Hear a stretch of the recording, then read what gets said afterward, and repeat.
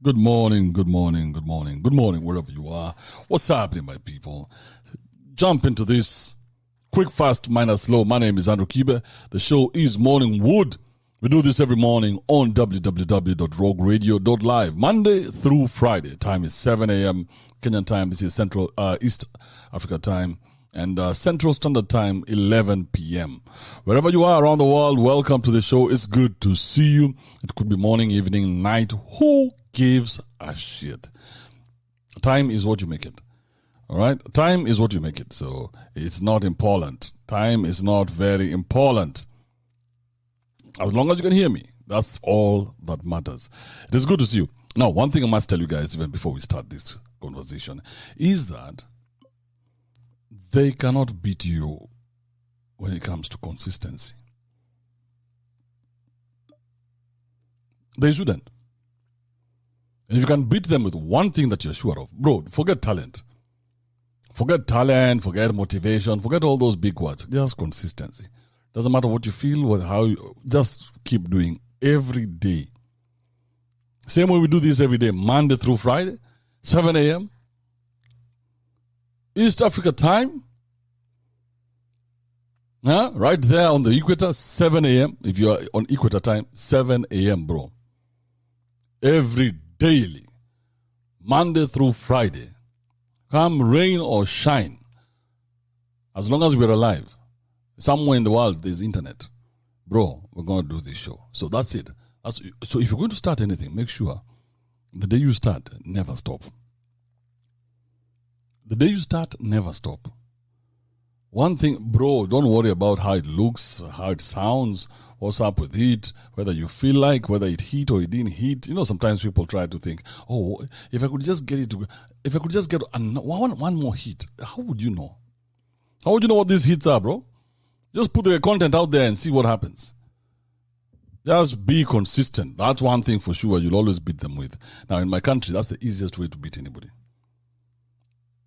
We're a country full of talent, but consistency. Oh, people love to sleep. We love to sleep, and the sleep is killing us. Oh, our sleep is fucking us up in the DFs. We love to sleep, and we love to give excuses, and we love to hate, and we love to whine. We just love being full of shit.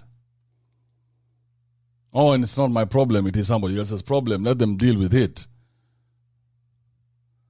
How did men get to this point that men are so fearful of everything?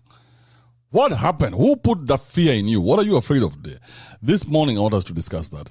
Before we discuss that, as usual, you know how we do.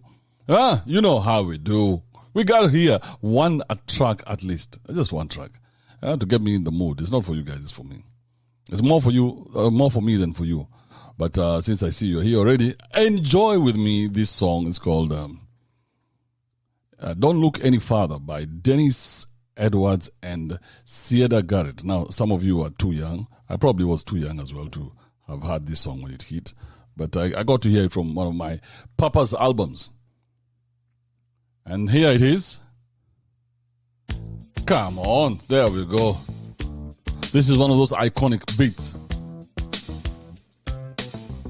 Oh, you'll enjoy this one, for sure.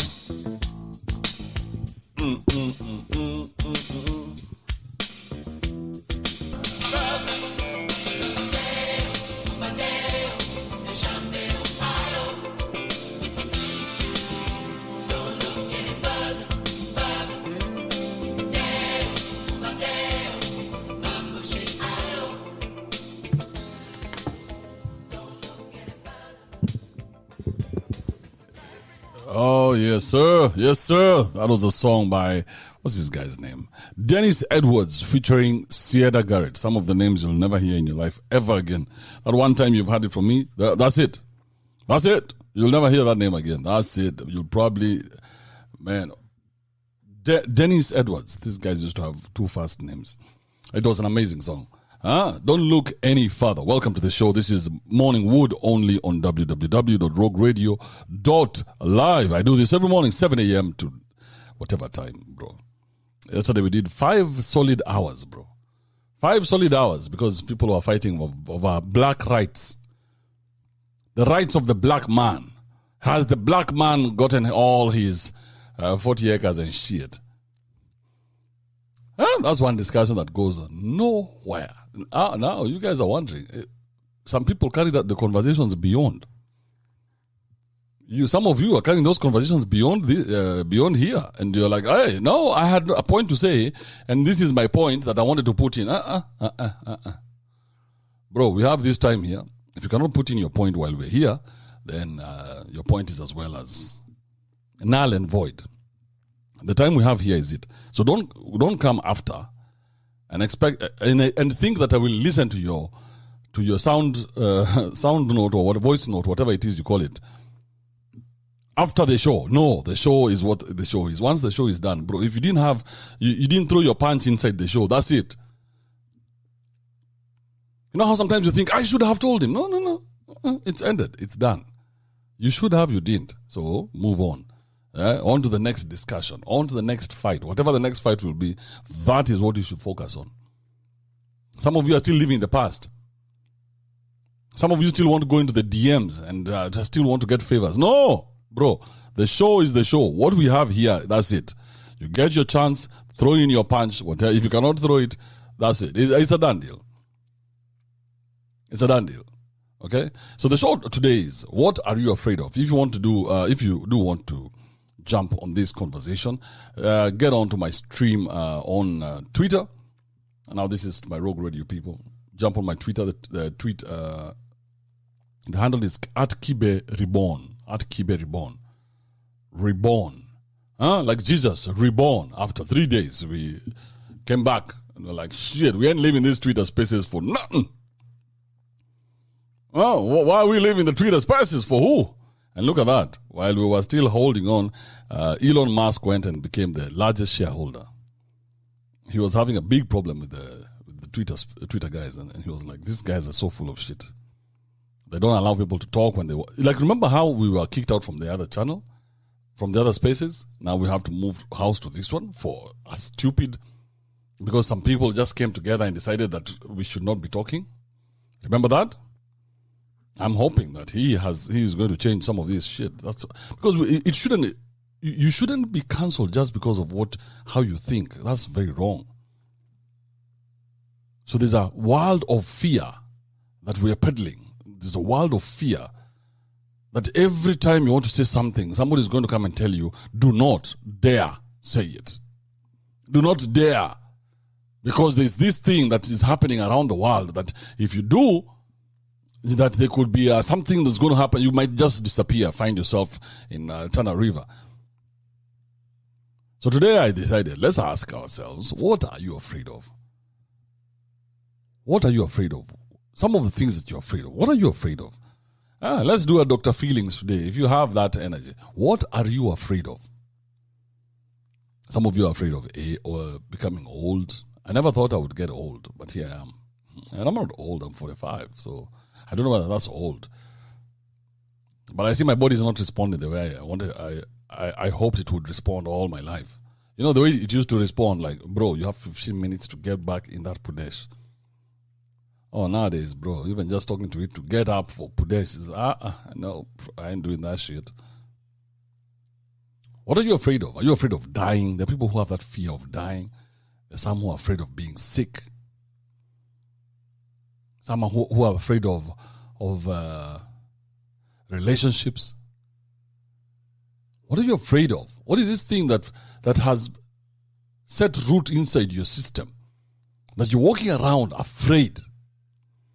Because let me tell you, if you have fear, you're not living. Fear, you're not alive. Because it's crippling. Fear is very crippling. It's like having anger. Have you met guys who have anger? And you're wondering, why are you angry? So the first time I met George, let me tell you the story. The first time I met George, we went to this hotel. Was it the first or second time? I can't remember. We went to a hotel, someplace in Austin. And some lady sees the two black guys and walk in. And she comes and stops us from getting into the bar. And she says, can I help you? So it was very standoffish. You know what I mean? Very standoffish. Now, I'm used to dealing with people like this. So I didn't even have the energy that day. But George did. George had the energy. So George says, no, we're good. We will help ourselves. Says, no, there's no sitting. And she stands right in front of us, like she's trying to block us from going in. And we tell her, no, we are here to pay some bill. I was there earlier. I just wanted to pay a bill that I had for a drink. Then we go do other things. So we're not even really there to stay. We just wanted to pay the bill.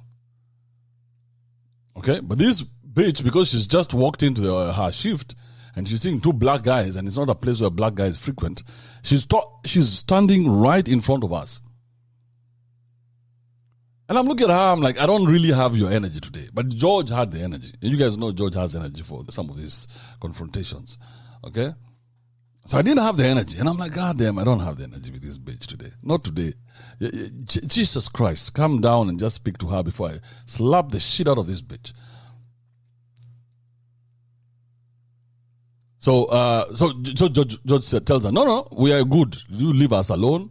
She says, no, I cannot allow you to go in. He's like, what do you mean allow? Why are you using those big words?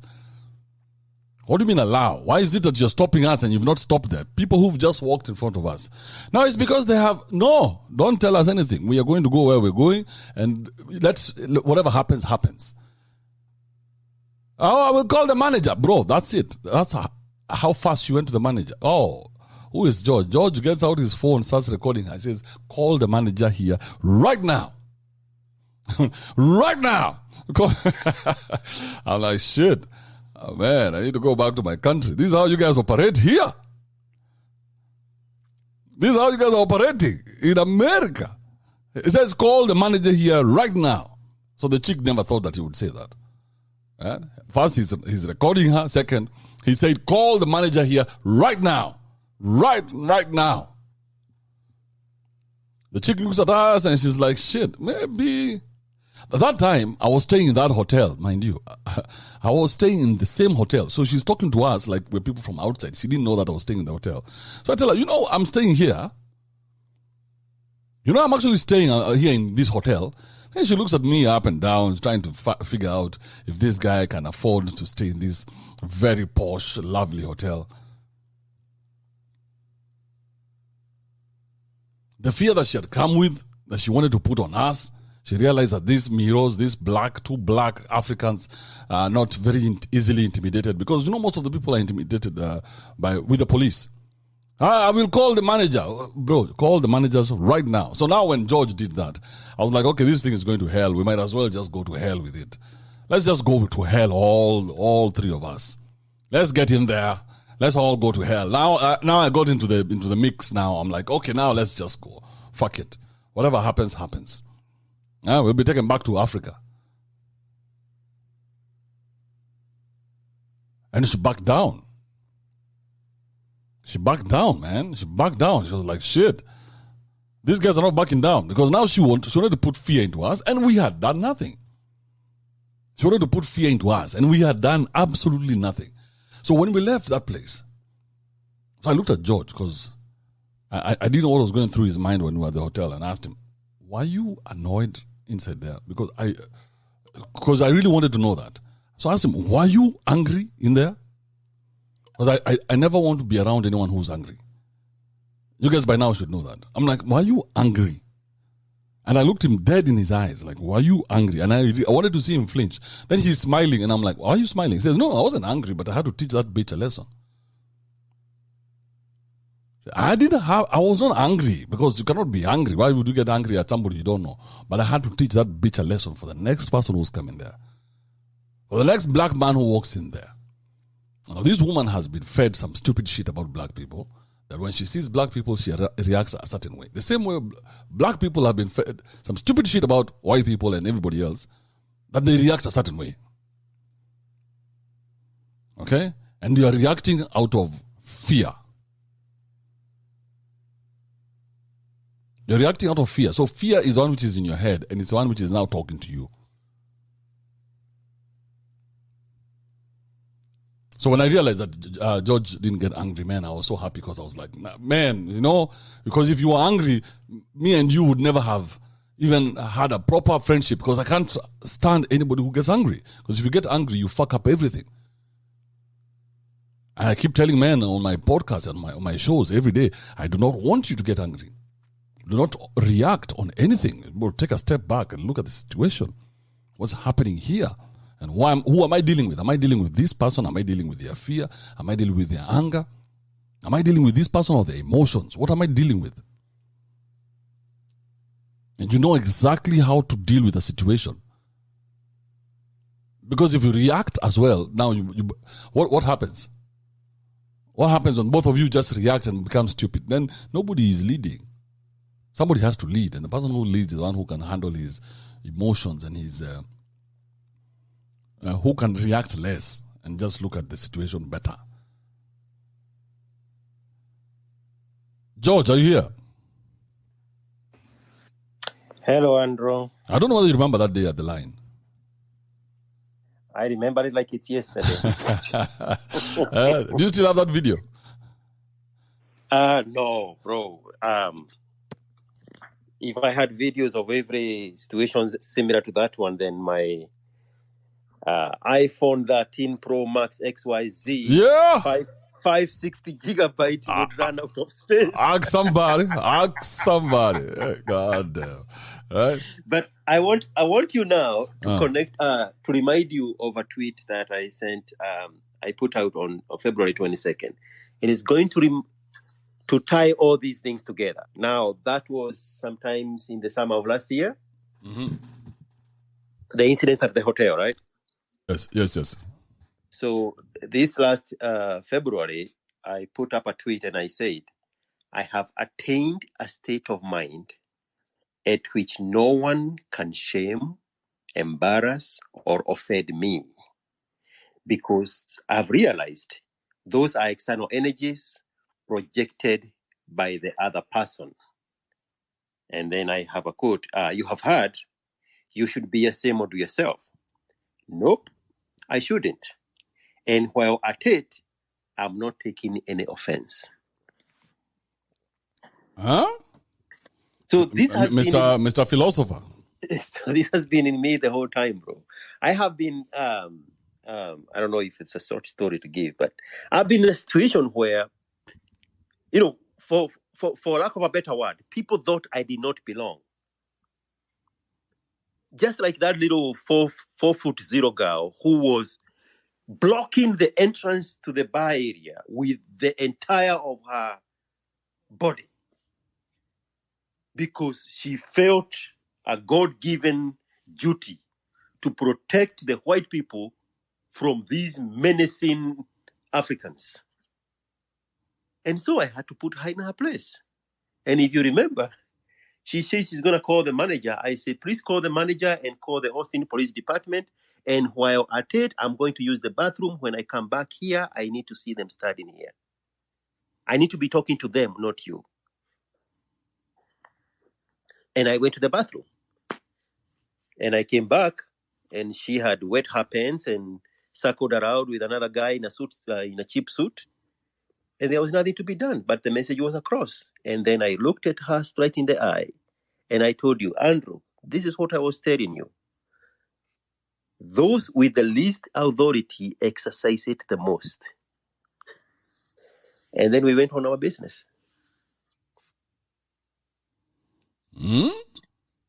Yep.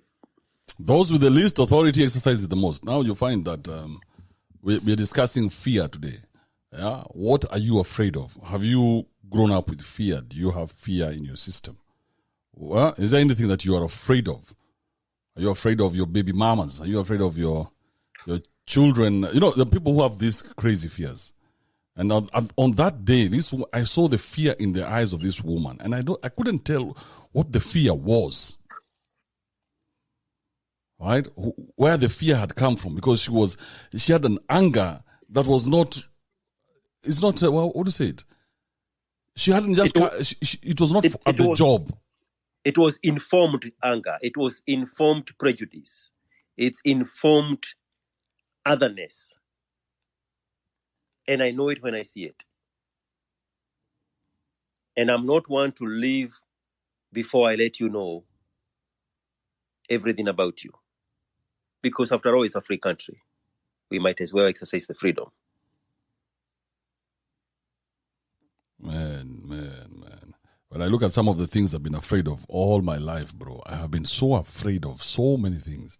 And by the time I'm coming to do what I'm doing now, you know how many hurdles I've had to cross over? That's when I tell men, you need to leave your mom's bosom as soon as possible, because the only thing that is left once you become a boy, the only thing that she can put inside you is fear. It's very different from how you guys think it is, because many of you are running around thinking that it's love. It's not love. It's fear. What's being put inside you is fear. You need to leave your mom's bosom, bro. I have had fear for so many years, and I'm wondering why did I get this fear from? That I'm afraid to jump. How can you be afraid to jump? How can you be afraid to try? How can you be afraid to start a new business? Bro, I was so afraid of everything. Then one day I just said, you know what? Fuck it. I was afraid to even speak. I was even afraid to say fuck. If you ever look at one of my original videos, when I was coming out, because I had to say fuck to my relationship. When I said, when I left my wife now, I had to say fuck that relationship. And I had to let go of everything that I knew at that point. That meant I had to forget about the church, forget about my family, forget about my friends, start afresh. Bro, I started from zero. And I said, I'm going to walk this path until it hurts me.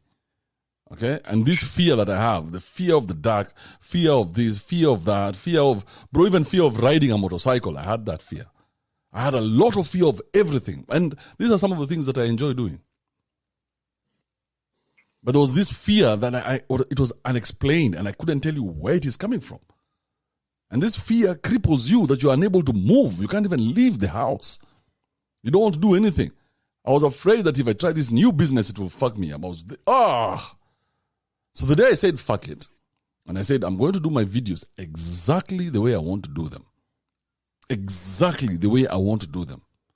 With the language that I want to use. So that I can, the fight will stop being about the content, it will be about the language. I would rather have a fight on language, but not about content.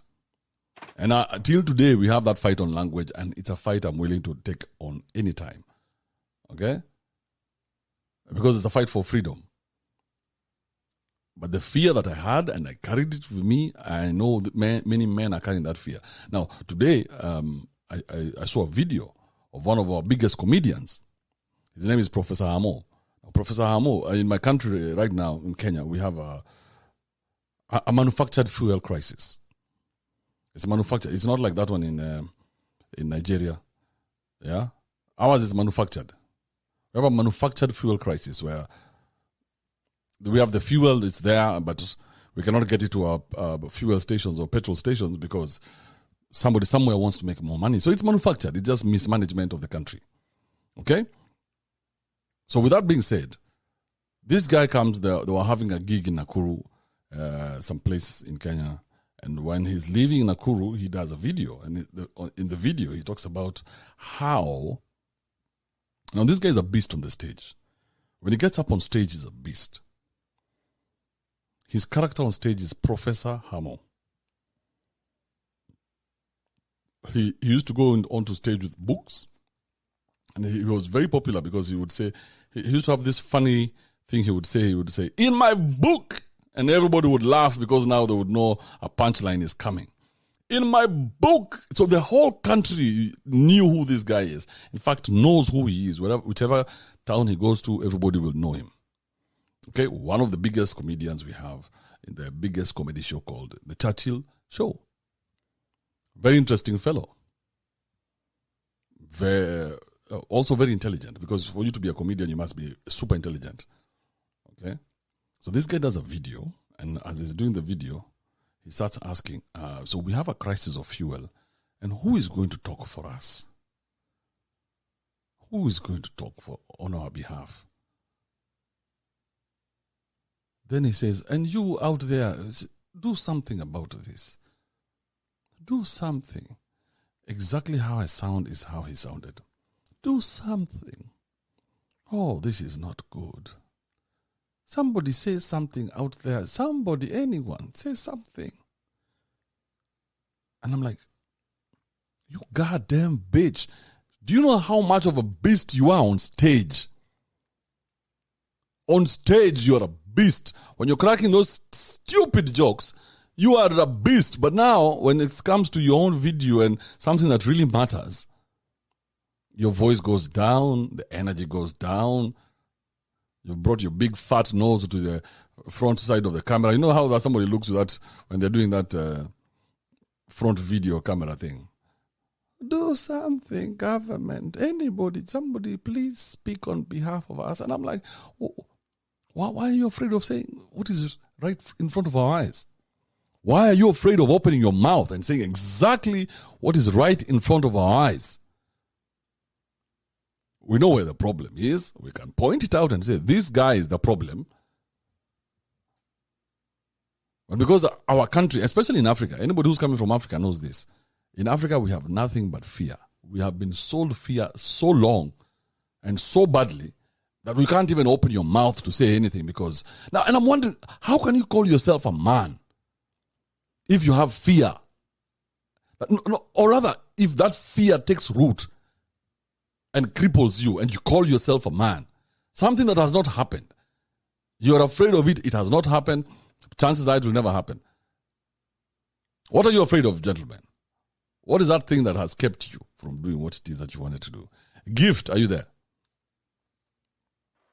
Hey, man. What's up? What's happening, Negro?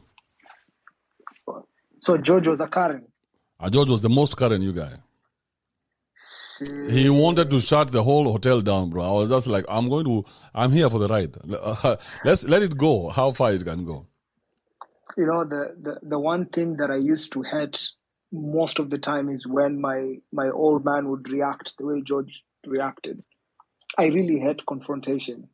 Like, I try as much as possible to just avoid it. So if you're with me and then you're getting attacked, I'm the least human being you'd want around. Because I'd let you die. I wouldn't bother. Why are you such a pussy, though? No, it's not being a pussy. Yeah, that's being a pussy. Why would you... If something is wrong, it's wrong. That bitch was wrong. She was not supposed to have done what she was doing. But the thing is, if it doesn't concern me, if it's not my business, I wouldn't bother. Well, what do you mean if it's not your business? Like, at that point, we were at the entrance to the bar. There's no real door. So she stands right in front of us. Like, she was even stretching out her hands. Like, the two of you are not coming in. It doesn't matter who you are or where you've come from. She had already made up her mind in her head. I would prefer to just have a conversation and just explain things than just act like a bitch. Okay, so you think we were what? Neanderthals? We just wanted to start screaming and beating drums there. You all niggas just wanted to bring out drama. No, listen, I explained to her. I explained to her, but no, you see her. Do the explanation. No, George did. You didn't even listen to the whole story. Okay, yeah, because you saw it from your own puny eyes, your own fearful eyes, right? Because all you saw was confrontation. So when we got there, the first thing I did was tell her, "Hey, listen, I had a beer here earlier, and now I just want to pay for it." Okay. But the way she had come up with her energy, you see, the energy that she approached us with is the energy now we had to reciprocate with. Okay? But I explained it, and she still said, no, it doesn't matter. That's why now George was activated. He was like, oh, this is my turn. This is why I walk into this conversation. So let me ask you, if George hadn't done that, what would you have done? What do you mean? Like, would I have taken it as far? Yes. Probably. Yeah, why not? Yeah, that's why you two are friends. Yeah, I mean, I don't back down. Why would she do what she's doing? It doesn't make sense. Bro, you guys, you've seen my videos, bro. I don't back down to this stupidity. I have stood up to the cops and I'm like, hey, no, what you're doing is wrong. If it's wrong, it's wrong. So that day, and now you guys need to know one thing. George is a few years older than me. So George is my senior. Okay? So when it comes to some things, I let him take charge. I'm like, okay, this is a senior. It's a senior who's going to handle this thing. It's a very in my tradition, we let the seniors do most of whatever it is that is out there. Unless now he needs my help, he's going to ask for it. So I cannot be a bitch in front of my senior. You understand, Gift? Yeah. Even in your tradition, it's like that. Oh yes. Yes, you cannot be a bitch in front of someone who is ahead of you, who's older than you. Yeah, I've had situations where I'm with my dad and the cops like pull us over, and my dad would expect me not to, like, he'd set a certain tone and he would expect me to keep up the same pace. Yes, and so you follow the pace of the person who's older. And exactly. Yeah, so George at that point, I let him do what? To take the lead. So I explained it when this lady was not getting my explanation. So George took over, and whatever George did, we were to go with him, however far we were to go. You know what I mean? So if the cops had, bro, however far, even to Guantanamo Bay, bro. Because Andrew. Now let me give the story I didn't want to give. Okay, so one of my companies is a wine tour company. A big Mercedes Benz that seats 15 people. It's a moving. Oh, you're breaking up, bro. What are you doing? Which? Breaking up. You're breaking up so badly. What's going on? Am I breaking up? Try again now. Let's see. Let me try another phone. No, it's good now. Oh, are you using a different phone? Oh, your phone is rubbish. We can't hear you at all. You need to buy a real phone, bro. So, George, Kibel, my question was: so you guys were willing to go the extra mile just to prove a certain point? Oh, bro, to Guantanamo Bay. To as far as this point has to be proven. You see, that's the thing. When you back down from a situation like that, that person wins in their head. They have won, and now they have dominated men. Imagine her dominating two big ass black men, and she's 4'1", but you bro. Feel it's emotion, like it's motivated by emotions. What the reaction? Like if you see a father beating their child, is that emotional? No, but the reaction was because I've been in a certain situation where I had made a purchase just in the mall, and I think it was like 4 years ago. So I wake up one morning, I decide to just go on a drive, and I found myself in the mall. So I went to this store.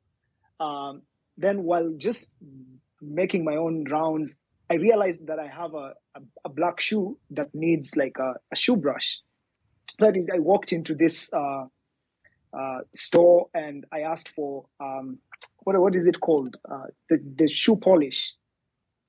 And instead of black, this bitch gave me like, I think, brown. So by the time I was getting inside my car, I realized, oh shit, they made a mistake. So I went back to the store, and the lady was like, we do not do returns. But according to the receipt, it read black, but she gave me brown. And the shoe polish was like $2, $3 maximum. I was like, I'm not going to waste my time. So I just gave her back. I decided to pay for the next one, and I left. Because there was like a queue of women in the store, because it's like a female store. Yeah, I didn't want to deal with that. Yeah, I was like, it's just $2. It's just $2. Yeah. It makes sense in your head. No, if at some point I wanted to just act up, and then I was like, over $2. So how much would be enough for you to act up? For me, I'll say anything above 1,000. So below $1,000, you can be fucked and just walk away. I wouldn't even think to. I hate confrontation because. So you can be fucked below Mr. Canada. When they say stand up for your values, they don't talk about monetary values. They talk about what you believe in. So now, here is the story I didn't want to give earlier. Okay. So one of my companies is the wine tour company. It's people book us to go for wine tours, to go for birthday parties, to go for quinceañeras, to go for bachelorette parties. So this time, we have a booking for a group of millennials who want just to be dropped at a winery, at a brewery, and then come back later and pick them up. And when they made the request, it's very unusual because you normally want to have the bus with you the entire time. That's the fun of it. They say, no, just drop us and then much later come pick us up. I say, even if it's just a pickup and a drop-off, there is a minimum of 3 hours. So you have to pay 3 hours worth of the time, no matter how much of a drive is. They say, okay, let's do that. So I sent a driver out to pick them up and to take them to this brewery. And when he got there, they said, we are going to leave our coolers here because we are going to be here only for 15 minutes and then you're going to take us to another location. And the driver said, no, I was told you paid for a drop-off and a pickup. Oh, that's not what it is. Okay, we're going to take our coolers out. So the driver calls me and said, bring the bus to me. I am going to go pick them up. Because now I know who I am dealing with. These are entitled millennials. So I go pick them up. And these guys say, from here, we're going to go to this place. And I say, no, that's not what you're going to do. Well, we paid for 3 hours. So I walked to the front cabin and I turned off the music. And I got inside the bus. And I said, listen to me very carefully. If any one of you believe the amount you paid was to be shuttled around all day, raise up your hand.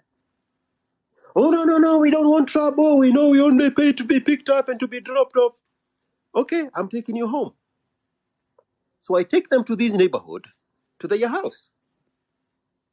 Now at the brewery, they were pretending they are not, it's all good. Now when we got to their neighborhood, they started bitching again. But I was already recording them because I know their behavior.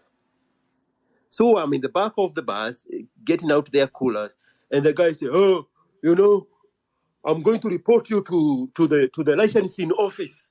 Do you know this really Miss Thomas? I said, no, I don't know who is Miss Thomas. Oh, she's the boss at the licensing office. She's the one who authorizes you to operate this business, and I'm going to report you to her. I said, no, you don't need to do that. I know who she is. I am going to send her this video that I'm recording. Now the phone is on my pocket. So I said, this video has been recording for the longest time. I'm going to send her a video of this recording. And I want you now to face the camera and introduce yourself and that which you wanted to report me for, so that it gets to her quicker than you even imagined. Oh, you cannot record us. I say, this is Texas. It's a single-party state. Only I need to be knowing I'm recording you. So there are some states that you cannot record somebody unless they are knowing. Very few of them. So the guys back down. But before they went to their house, they say, get away from our neighborhood. I say, really? I pick up the other phone and I say, hello, Siri. Set alarm for after 30 minutes. I say, you hear that time? That's when I'm leaving here. So whoever you are calling, get them here faster before the 30 minutes expire. Because I'm not leaving here before the 30 minutes.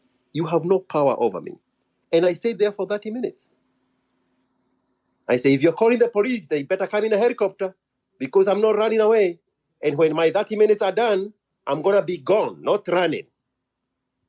Those guys went to their house and looked at the window and look at that freaking crazy African the entire 30 minutes. And when the 30 minutes were over, I honked and left. You have to stand for something or you fall for everything. I cannot let anybody intimidate me, no matter what the situation is. As long as I'm not in the wrong. Those are the values I'm talking about, Mr. Canada.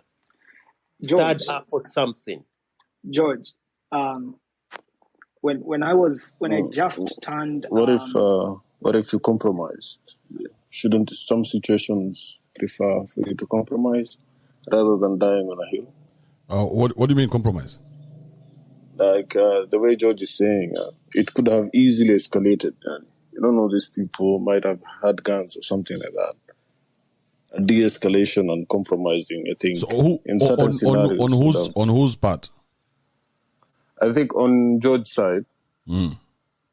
You know, you guys are in foreign lands. I'm Kenya.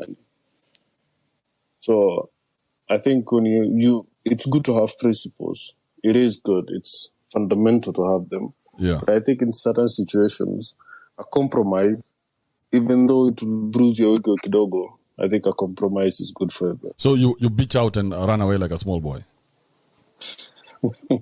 Give me a bias. I'm just saying. Can you read the title of the topic today?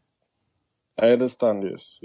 I so understand you're projecting your fear, and you are selling me your fear. You want me to be afraid, but not the other person. The other person who is in the wrong, you don't want them to be afraid. You want me to be afraid. There's a difference between being afraid and being a coward. There's a difference between those two. I'm not saying you're a coward. I'm saying it would have easily escalated and it would have probably caused harm or even loss of life.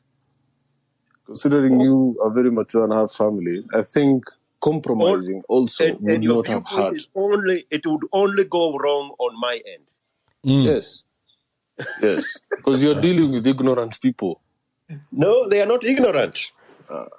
They are entitled. So you've just said, it's a phenomenon. When they were out of their comfort zones, they complied. But the minute they came to a neighborhood that they are very familiar with, they started acting up. See, is that not ignorance? So I was supposed to be afraid. I'm happy that it turned out well for you.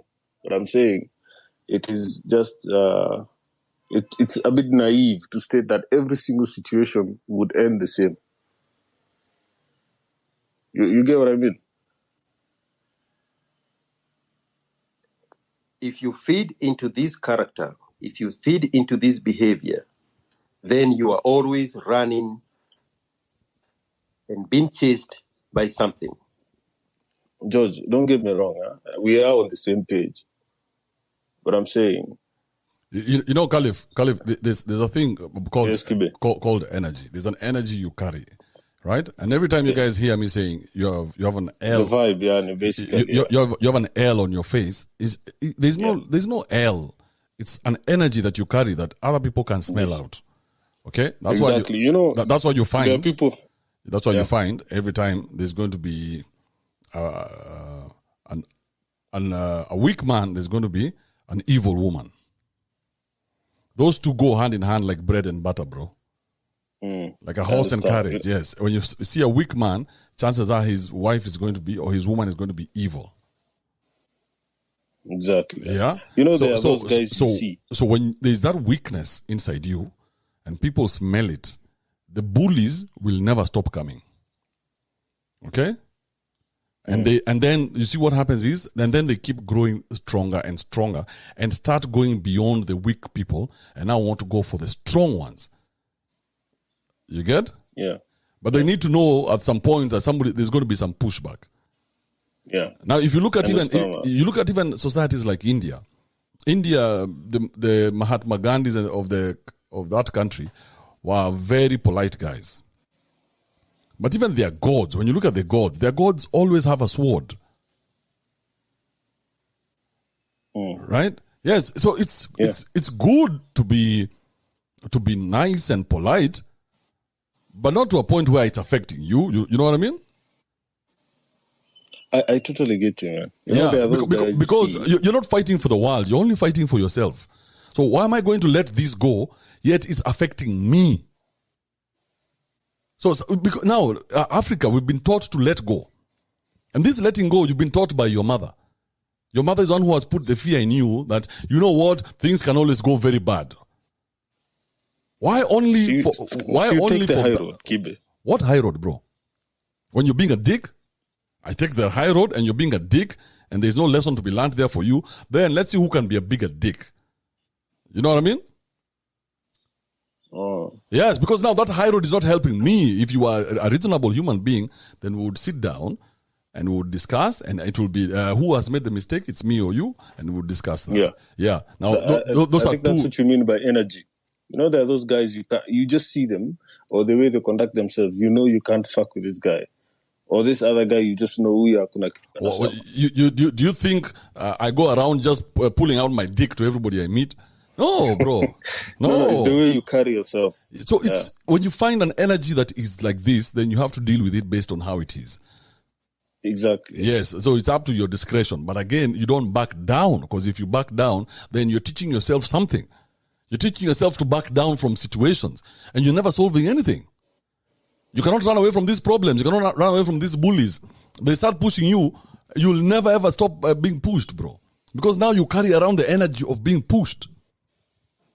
I get that, Kibe, and I agree with you. But it sounds. What George is saying, I'm just stating that a de-escalation at that moment would not have led to any. It might have highlighted issues. Possibly. Oh, okay. You see what he took a strong stance, which worked out well for him. Mm-hmm. But in any other scenario, you could just check, Yani. Yeah? In any other scenario, these guys might have just some. I don't know whether they're white people or any. You don't hear anything good from the States. It's always violence. They are always white. They are always white. Yeah. Always white. You don't hear good things from the States. It's always violence, gun violence, school shootings. Do what? People there carry guns like Tic Tacs. So, in that particular scenario for George, I'm happy that those things, he stood his ground and nothing happened. But at the same time, a de-escalation in that certain scenario would also not have hurt George. By simply stating the rules and staying firm, they would either have complied or not. So remember, these people, they are telling me that they have something against me because they can report me to an office. Yeah, so they think they have leverage on him. What were they expecting? What was the best reaction they expected from me? Oh, expected you to lie down and take it. I'll refund all your money. Let's be cool. Don't mess up with my licenses. No, bro, I cannot fit into that ever. Exactly. And in that scenario, I totally agree. These are, I have a saying, those are not my customers, because my customers don't behave like that. So, and the fact that they had not booked for the whole day, they just wanted a la carte of a service. And then when they get in, then they get entitled to the whole unit to use it for when they had not paid for it. I knew exactly who I was dealing with. Me backing down would be for me to give them a free, let them walk over me. And I cannot let that happen for the life of anything, bro. So I had to tell them, don't try this at home next time. Because the road is a public road. So somebody tell you, get away from our neighborhood. I say, no, I'm on a public road. We're going to call the cops. I say, Siri, set the alarm for after 30 minutes. Tell those cops to come. I'll be here. I am not the black guy who is running away because you mentioned the word cops.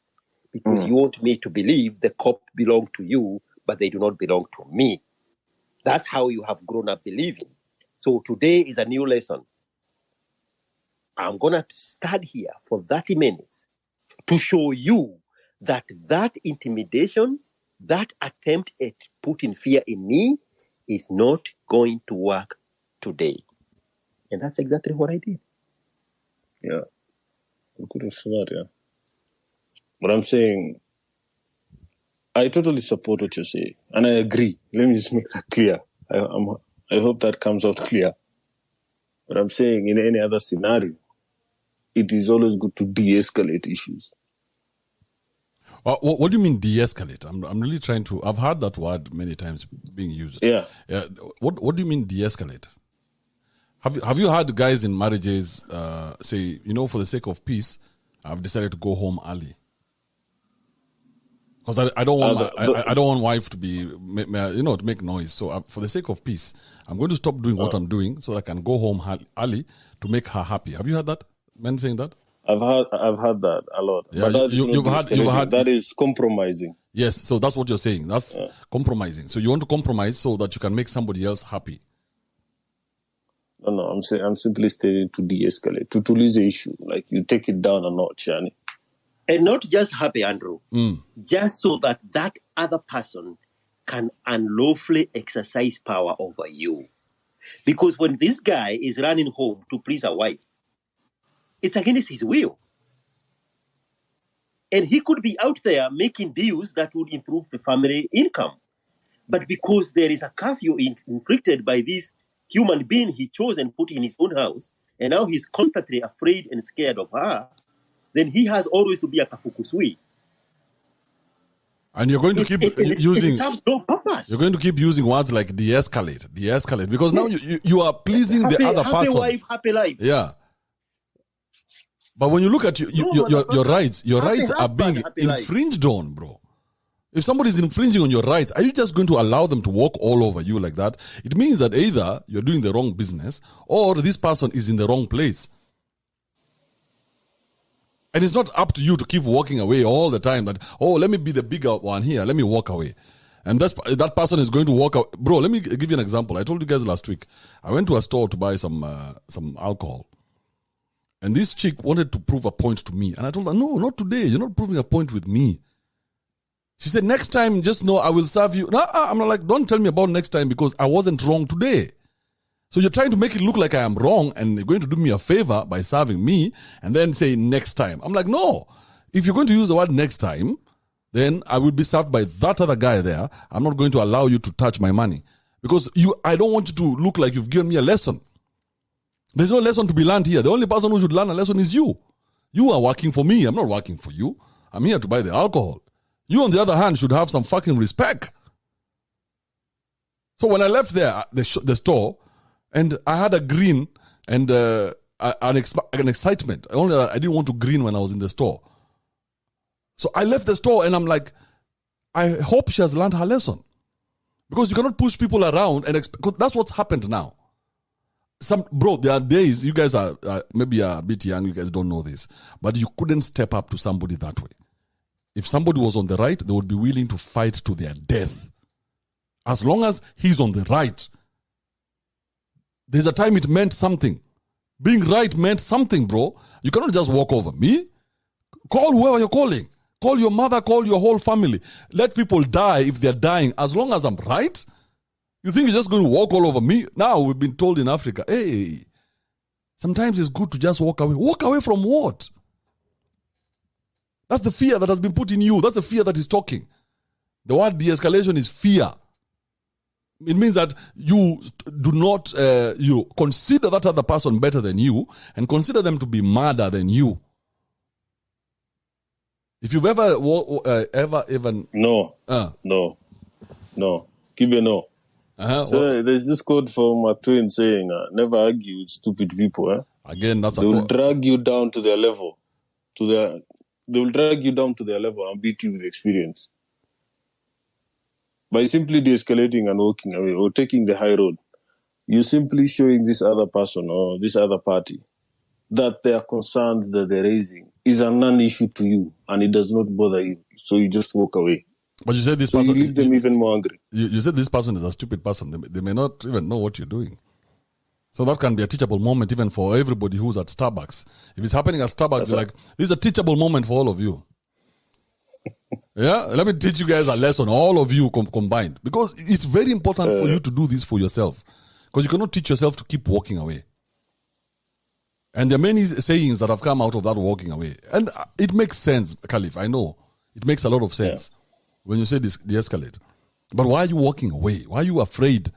Why are you thinking of the worst case scenario?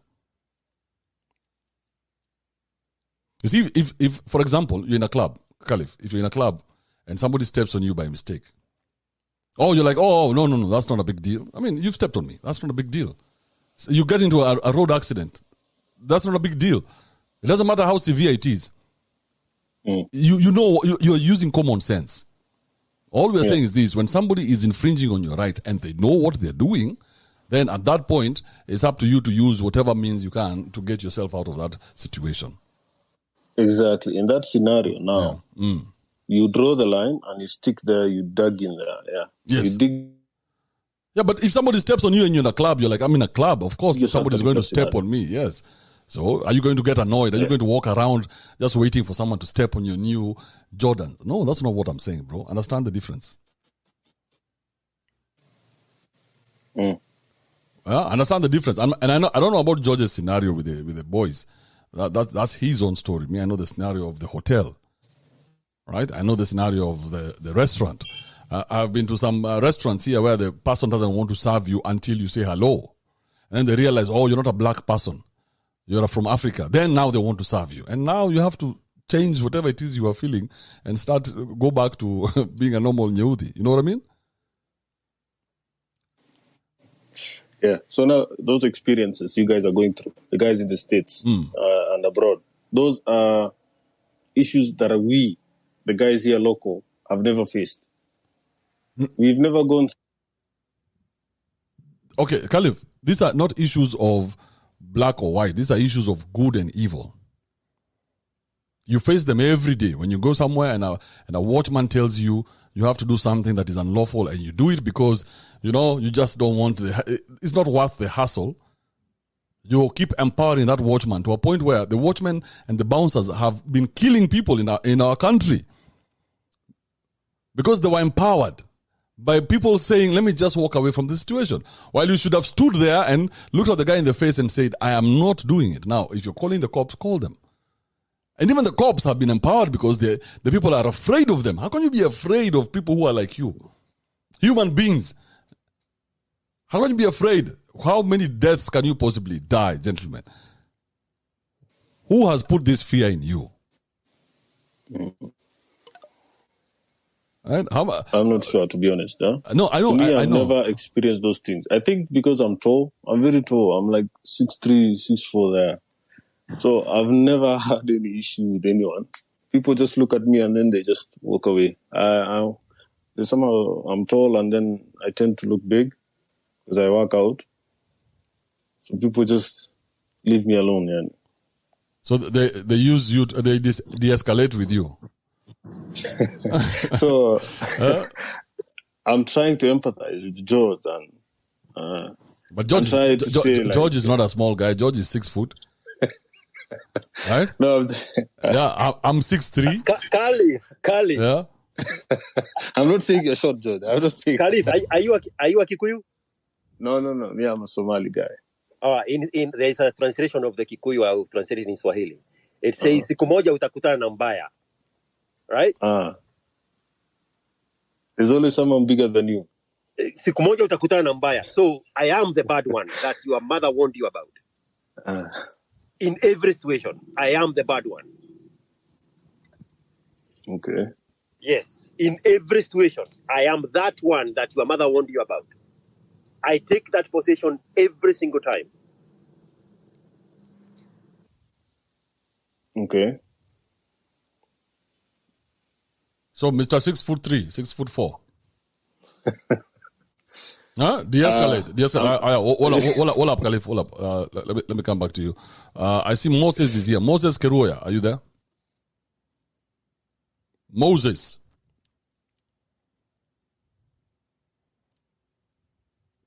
This guy's from Kirinyaga. You put up your hand, you're given a chance to talk.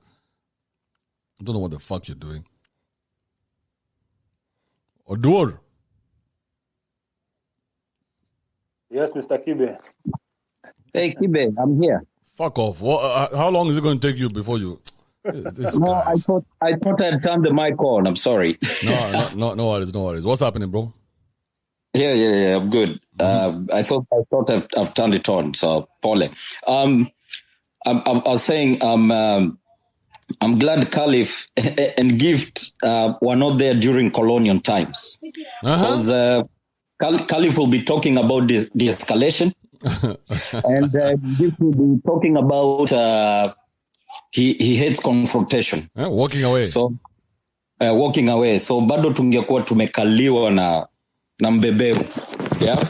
A very good question, Caliph. I don't know if you've noticed what's happening between Russia and Ukraine. All right? Ukraine very well knows. The whole world very well knows. There's no way they can fuck up Russia militarily. But have you seen those guys, how they've come out and they're actually fighting? They're fighting for their country. They're fighting for survival. So you come with the term de-escalation. That is a fear that you're trying to spread to people. And if Ukrainians, we see here in the news, teachers, women who are teachers, picking up guns, being trained how to shoot. They're using handmade bombs from bottles. Moses. Yep. Can we use other examples? Because those are not real examples.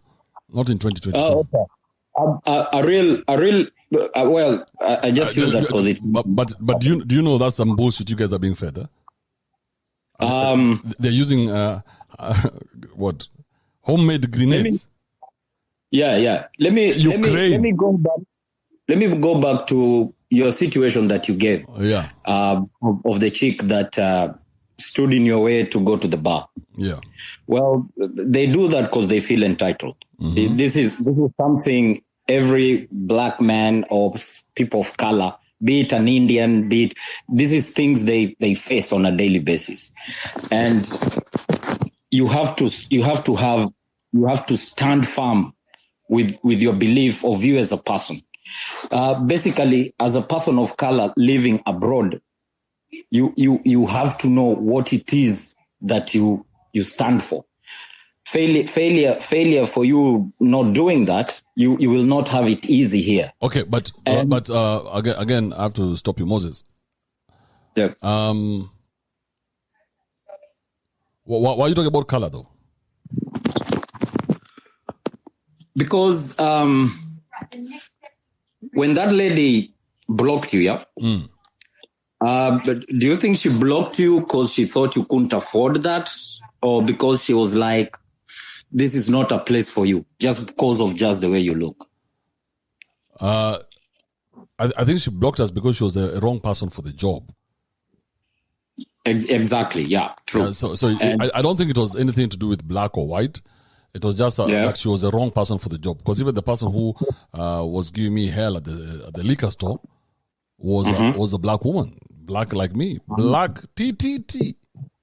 Yeah. Yeah. So I don't think it's a matter of race or color. It's about what's wrong and what's right. So most of the time, even in Kenya, you know that we have the worst of that kind of treatment.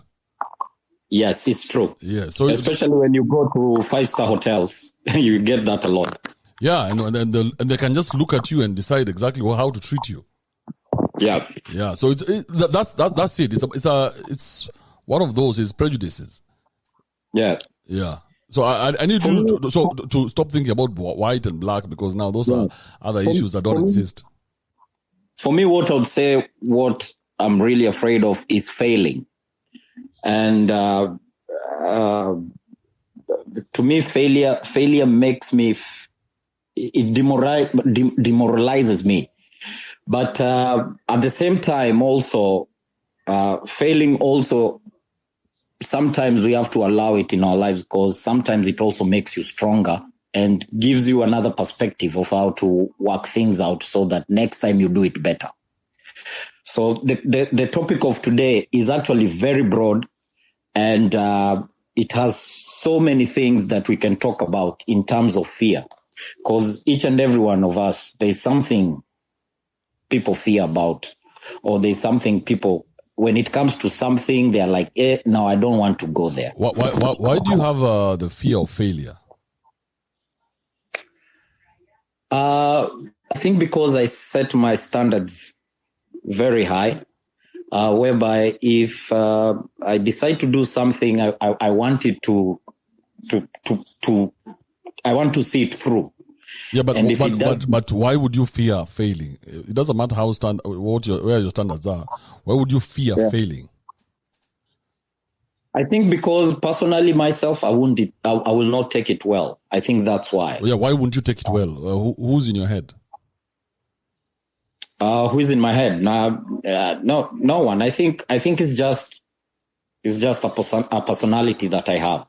No, why would you fear failing, and why wouldn't you take it well? Because now that's what you're saying. You fear failing means that there's a repercussion to failing. Every time when you fail, you don't take it well. Now, what happens? How do you punish yourself for failing? I become very, very low. My energy goes really down. So at that moment, who's in your head? Who's talking to you? Your teacher, your class 2 teacher, your mother, your dad, your aunties, your sisters, the boys. The boys. No. There's always somebody talking to you, bro. If you have a fear, that fear has been put there by somebody.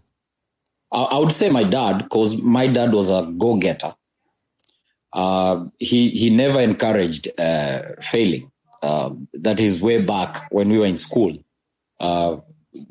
For me and my sisters, but for me, I think he set a standard, a higher standard compared to my sisters. So, what would happen when you failed? It will be nasty, because those were the days tulikuwa tunapokea spanking, yeah. So yeah, and so every time you fail, like in school, your dad would give you a hiding.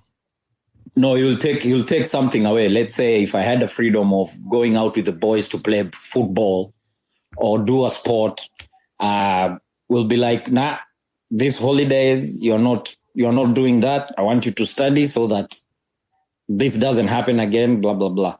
Well, our parents, the way they brought us up, or let me say my parent, because I don't want to put everyone in the same box. I'll just say, their way of bringing us up was a very tough way. It was a very tough upbringing. I'm 40 years old now, and when I look back, I actually don't blame him, because I can see, I can see where he came from and why he was doing that. Do you treat your kids the same way? No. Why not? Because I saw what it did to me. It created. That's what brought up the fear, and basically that's what I'll say. So with my kids, I allow them to fail. All right. So this fear of failure has been put in there by your dad. Yeah. Okay. So failure is inevitable. You know that. In every aspect of life, failure is inevitable. Yeah. In fact, we fail more than we succeed. Yeah, true. Yeah. So the failure has been put in there by your dad. So you've never been able to kick your dad out of your head. Now I'm much better. Because you're consciously going the other way when it comes to your kids. Otherwise, if it was a good thing your dad had done, which you're trying to tell us it was, because you understand him, you would do the same with your kids. No, I don't do it. To my kids, I don't do it now, because me coming here where I am now, I learned a lot. I changed my way of thinking. I actually reset my mind, and I basically did a U-turn, both in my life and also in my kids' life. So yeah. Have you ever talked to your dad about it? Yeah, I did. Last time I was in Kenya, yes. We actually talked about it very broadly. What did you discuss? It was an all-rounder thing because my dad is that kind of man who still saw us as still kids. So for the first time, Mbuyu alikuwa wale watu when he comes in the house, everyone disappears. You know, there was that thing those days of men when they come home. So when I actually told him, Dad, by the way, we need to talk. And the reason I actually did that is because the first time I took my kids home, the first time he saw his grandkids, is the first time I actually saw a different man. I've never seen him that happy. Growing up with him, he was very happy, and out of that, I took advantage of that. Wait, Moses, 1 second. Engineer, please mute your mic. Engineer. Yeah, there we go. All right. So you I want to hear what was the discussion about? So did you tell him that he was a dick to you when you were growing up? Did you tell him that he put a lot of fear inside you? Yeah, I said that. Yeah, Moses. I didn't use the term. Moses. Are you going to lie to me straight up like this? No. I'm actually very honest because it was a very heated argument whereby even Mom had to come in to calm us down because he was still trying to defend his actions. So you were trying to convince him that he should change his ways? No, not he should change. Yeah, I was just trying to show him that my upbringing, there were things that came up while I was growing up that really didn't work well for me when I was out there alone. Yeah. So, yeah, and it took him a while to actually understand my point. Now we are very much okay with everything. He actually apologized to my sisters as well, because they also copped it too. So you went and you beat down an old man for an apology? Not really beat him down for an apology. How can I put it? Basically, I'm not a rude person. I tend to use the best. So you went and used the same tricks he used on him. I wouldn't say tricks. Yeah, same tricks because he would. I'll just say I felt I'm in a position where now I can talk to him as man to man. So you use the same tricks that he used on him. No, I just let him know that you threatened him with withdrawal of some benefits, and he will never see his kids if he does not align himself to the new way of thinking. No, I didn't go. And now you're strong enough to stand by your own 2 feet. You know. No, I didn't go that. I didn't take that direction. No, I didn't do that. I didn't threaten him in any way. I didn't say I'll take anything from you. No. We never got to. But you said it was a heated argument. How can it have gotten heated if you guys didn't threaten each other? No, it was heated. It was heated because in his situation, because in his capacity as a dad, none of his kids have ever actually spoken their mind. It was the first time. So he was actually defending himself, you know. So it wasn't that I was putting him down. I was still giving him as my dad. But all I just needed him to know is we need to start in a new slate. I want you to be that man that I will tell my kids, hey, I'm very proud of my dad. So Moses, you went to dominate him in front of everybody, the way he dominated you when you were a kid. It was just the two of us actually when we were talking. Yeah, but you went to dominate. You told me he apologized even to your sisters, right? So you went to dominate him, and you told him, "I've dominated you as my dad, and now you're going to apologize to everybody."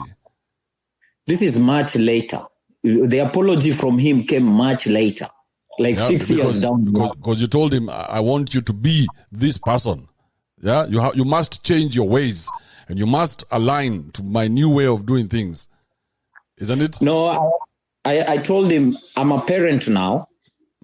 I get where you're coming from, but me, I want to do things differently, because the way things went between you and me was not right. It actually affected me a lot, and I don't want that for my kids. So I never threatened him, and I never. But he's not the father of your kids, though. Why would you tell him that? Well, he's my go-to man. He's not the father of your kids. Why would you tell him that about you raising your kids? You can raise your kids separate from him. I was just speaking my mind. Yeah. But so did you forgive him? Oh yeah. Did you tell him?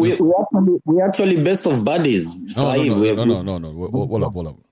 You know, all men say that about their dads, and that's normally the most full of shit statement ever. No, this one is very true. Otherwise, we would not be having this discussion. So, did you forgive him? Did you tell him, "Dad, I forgive you for what you did to me, and you put all this fear in me, but I know it's because maybe that was the only way you knew how." Yeah, I did. Why did your mom come to stop two men arguing? No, because she was making dinner, and then she had us having the discussion. So she was coming in to try to cool down the situation, but she cooled it down. No, my dad said this is between the two of us. She should stay out of it. Yeah. Moses. Yeah. You are such a fishy human being. Why? You are so fishy that your stories don't even add up. When I go left, you go right, because you know where I'm going with the story. So every time I go somewhere, you want to go the other direction. And I've been doing some of this intentionally just to see where you'll go. And you're going exactly where I see you going. Why are you doing that, Moses? But I'm answering it truthfully. No, whatever you ask me, I'm just answering it truthfully. Why are you overthinking? Why did I lie? Right? Everything you have done that you were supposed to do. Pardon? Moses. Yep. So did you forgive your dad? Yeah, I did. How did you tell him you forgiven him?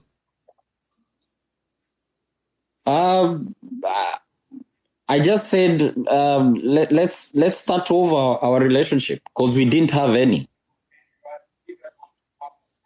How did you forgive him? By just saying that, just saying that. And just by saying that. And he said, okay, that's it. So do you see that maybe you went and dominated your dad and you've made him submit to your will and not really helped the situation at all?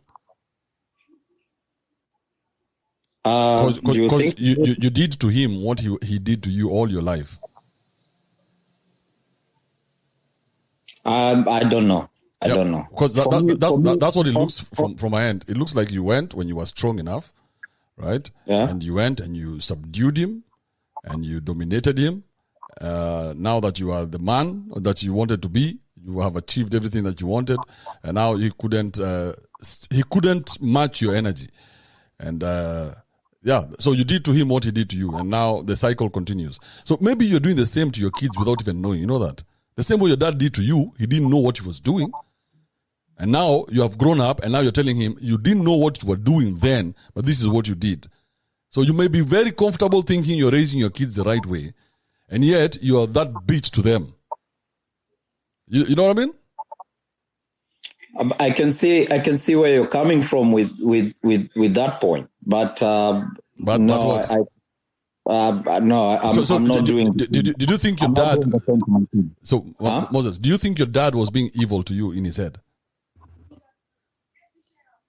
I don't think he was evil because he didn't know any other way. He didn't know better. Okay, so now the way you're raising your kids, yeah. If your kids grow up and come and approach you and tell you didn't know better, at that moment that you're raising them, you don't know anything else, right?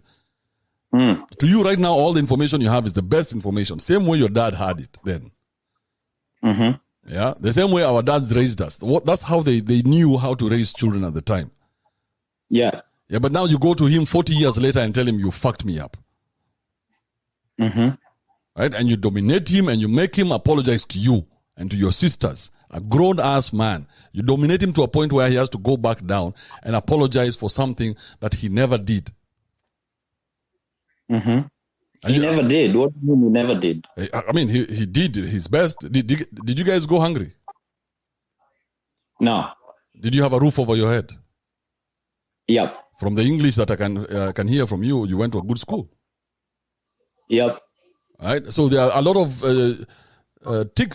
boxes that were ticked, right? Yep. He played his role the best. I will not falter that. He did what he's supposed to do as a dad. Yeah. But this one thing.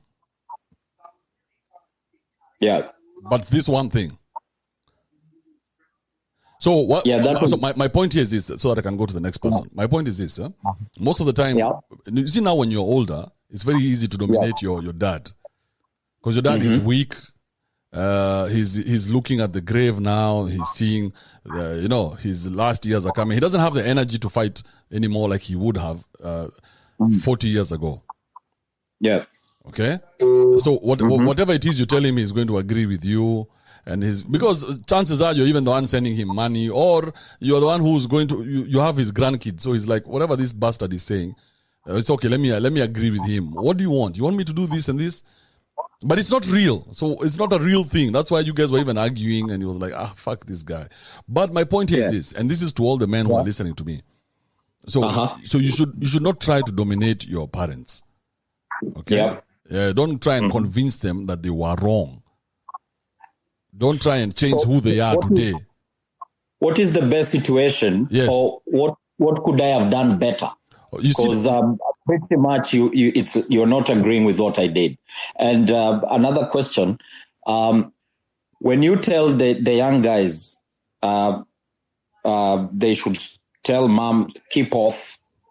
I'm now an adult. Blah blah blah. Or how you perceive your relationship with your parents, you as Kibe, the way you talk about it on your platforms. So is that domination as well from your side?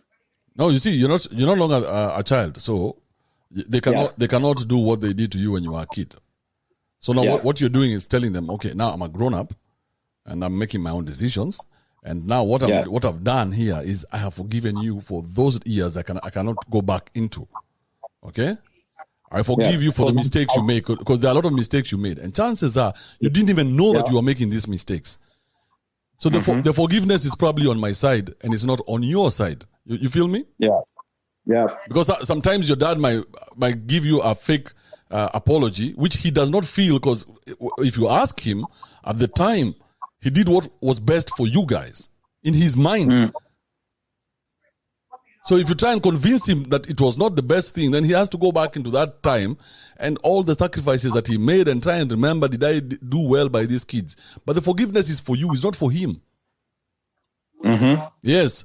So you have to forgive him and tell him, hey bro, I forgive you because I was resentful towards you. Yeah. And I've grown up with this resentment. That is true. I was resentful. Yeah, that's true. I have all this resentment, I have all this fear, all this anger, and it has come because it was because of you. But I forgive you. I'm no longer that person anymore. And that's it. Now, whatever he says from that point on, it doesn't matter. Whether he agrees, he doesn't agree, that is on him. So the forgiveness part is a very one-sided affair. Yeah. So you would not even have had that argument for your mom to come in and do all what she did. You see what I mean? Yeah. Yeah. Yes, and it would have been either you guys are in good terms or you've completely it's gone bad. That he would have told you, get the fuck out of my house. Yeah, true. But you are not going for an argument, because what are you doing arguing with the old people? Yeah, I was not going for an argument. Yes, yeah. So you don't argue with them. You tell them, hey, listen, I've forgiven you because I have had this resentment towards you because of some of the things you did. And now that I'm a grown up, I see that maybe you didn't even know those things were bad. Yeah. Yes, because right now you don't know how you're raising your children. Only your children know. Yes, because right now you may be thinking you're the best possible parent ever, but your kids look at you like a dick. Yeah, but you don't know that. But you, in your mind, you are the best parent. And one day, your kid will come back to you and say, you... I hope not. Yeah, but again, because now you're still the one raising them, you're speaking to other men. Maybe your dad was in a forum like this telling them how he's the best parent. Yeah? You're telling them I'm the best parent. When I get home, my kids scatter. I don't want to see them anywhere. That's how men treat their children, you know? Yeah, so you cannot blame him for doing what he did, but you can forgive him in your own eyes. Yeah.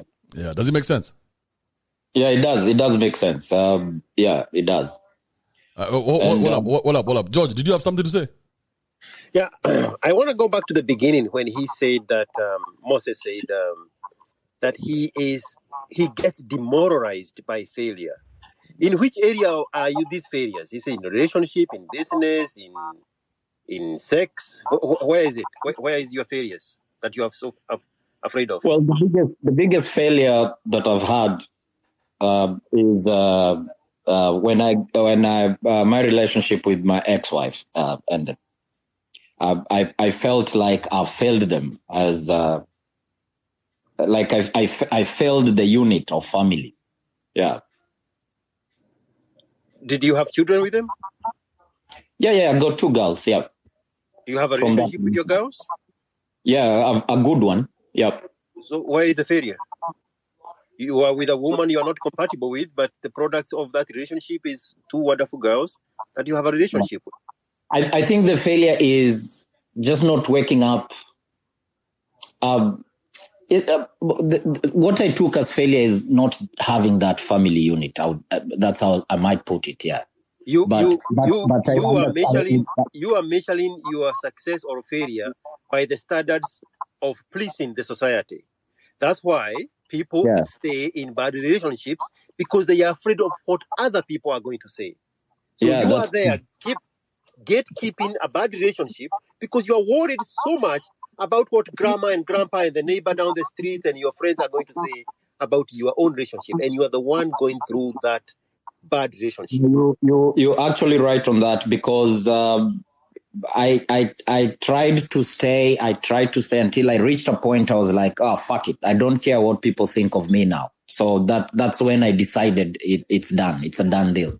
Until the time that you remove the sentence or the thought of what people think about, then you would have dominated and conquered your territory. Yeah. The need to please other people, the need to hear the opinion of other people need not apply anywhere in your life when you are making your own decisions. Because your opinion don't matter to them. You are the only one boxing yourself. Yeah. There's nobody out there worrying about what is Moses going to say about this. No, only you, Moses, is worried about what other people are going to think about a relationship that is not working for you.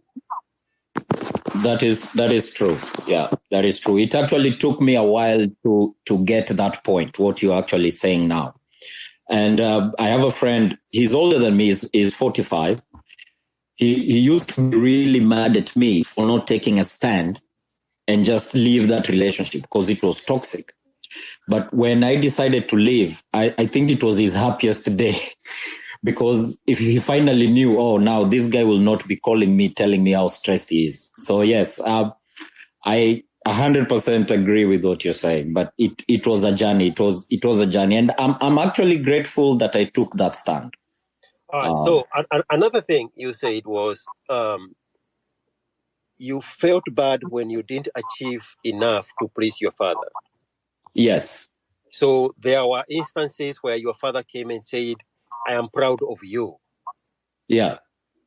So those needs to please other people, you need to now consciously remove them from your own children. Mm-hmm. when a child does something good, you need to tell them they should be proud of themselves. Yeah. Instead of telling them, I'm proud of you. Because when you tell a child that you are proud of them, then you are telling them this is a measure that get gratification to other people, and I need to achieve that to please other. You become a people pleaser. By your achievement, please other people. But when you do it for yourself, then that is success. Yes. So as your kids grow and as you interact with them, you need to instill that you need to be so proud of yourself. Yeah. And also, I don't know, how old are your children? I don't want to take so much time. 9 and 6. Yeah. So you have this discipline of taking things away from them? No, I've never been in that position where they're that indisciplined, where I'm forced to do that. No. But you said in your case, things were being taken away from you. Yes, my dad used to do that. Yeah. So let's say it was a bicycle. Then that bicycle becomes a tool of punishment. It's not a tool of enjoyment. Yes, he used to do that. Yeah. So when you are using it, it's a utility that satisfies your joy and your desires. But when it's taken away from you, then it becomes a tool of punishment. Yes. So don't do that to your kids. No.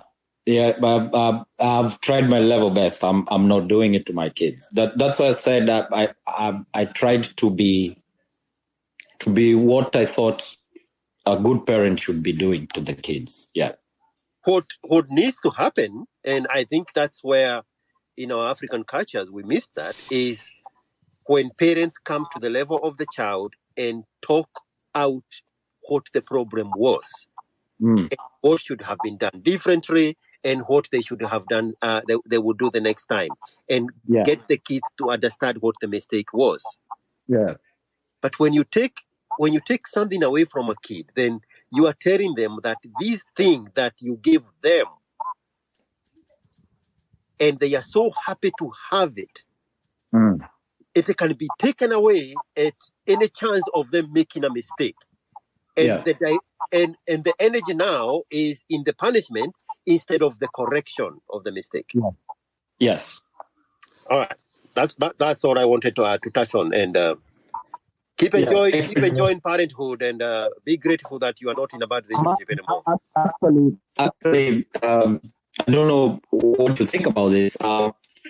It's funny now that I took that decision to separate with my ex-wife. We actually now have a more better relationship than we were married,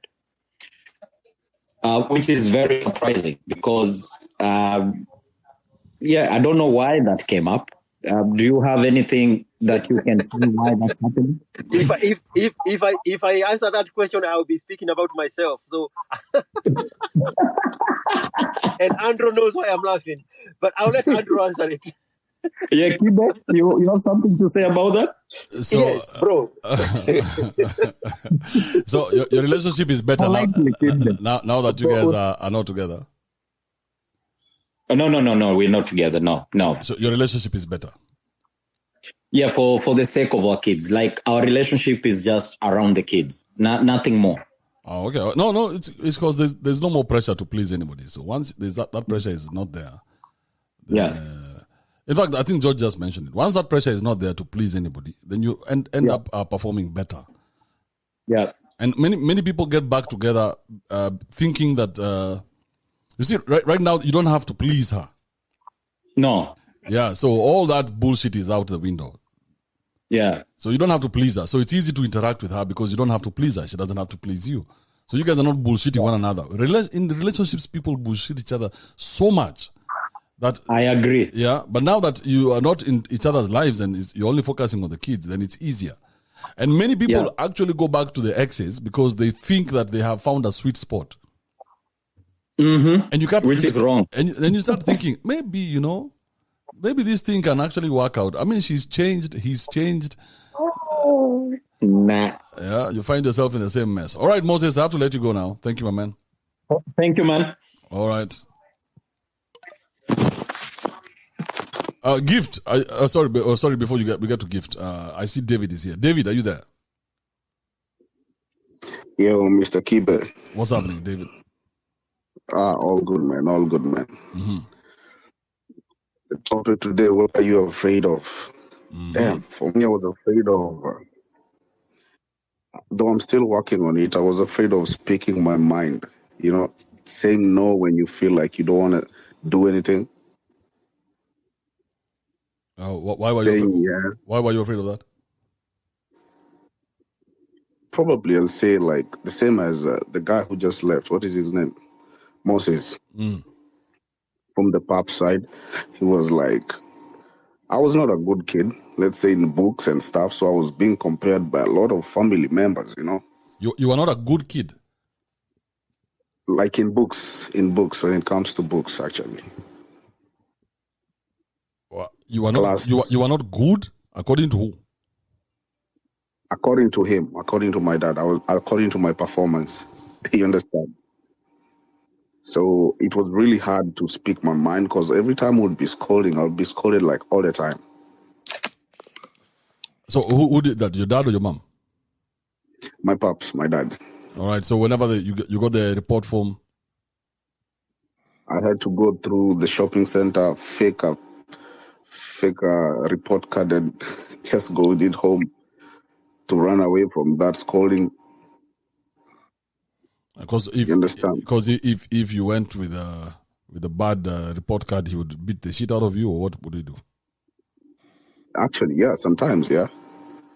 And being given some lecture, you know, because it got at a point whereby I stood up for myself. I told him like, yo, man, some lecture, you're not supposed to be giving me some lectures in front of my younger sister and brother. They'll disrespect me, you understand? I was mocked. Why? So I guess the fear came out from there. But it changed when I traveled. When I traveled, I met a lot of people, I'll say courageous people who speak their mind. And at least I've said I've improved in gaining the courage to speak my mind, saying no when it's a no, and a yes when it's a yes. But he damaged you. Yeah. Have you ever told him about it? Nah, I'm planning to do so. This month I'll be traveling back home. And how will you do it? I've heard what you told Moses. I guess that's what I'll do. Okay. All right. So you're a good listener. So, by the way, let me tell you, because I know what you mean. That fear was put in us by our parents a lot, right? Because they didn't know better. And some of them had been wound up by their wives so badly that the wives had made these men into monsters. Okay. So they had to be monsters to their kids. Because remember, you saw Will Smith being a monster. Yeah. Yeah, when he was triggered. I mean, when he was activated. So maybe your dad was getting activated. I have been activated. I know how you can turn into a monster, but you have to see it. And now that you see it and you're a grown up, you have to deal with him like a grown up as well. And the only thing you can do is you forgive him. Yeah, because it really affected me because it created some kind of anger in me. Yeah. Said that out here I was very violent. Because that's all you know. You become like exactly what you hate. And your dad was violent. For him to smack you like that, that's a violent man. Meaning he has done worse out there. Yeah, so that's why I think that's what I would be afraid of. Yeah, but you have to approach him and you have to tell him that you realize what he did now. You're a grown up. So he cannot smack you now because, I mean, it's a smack for a smack. I mean, he's not going to step up to you as a man and just smack you. You're going to be, hey, bro, better stand on that side. Yeah. But then again, yeah, it's going to be out of respect. You're going to tell him, listen, I respect you a lot because you're my dad and you did what you could, but you were full of shit And but I am not. I forgive you because that resentment cannot go away until you say those words. Yeah. Yeah, you take the power away from him. So you must take away the power from your bully.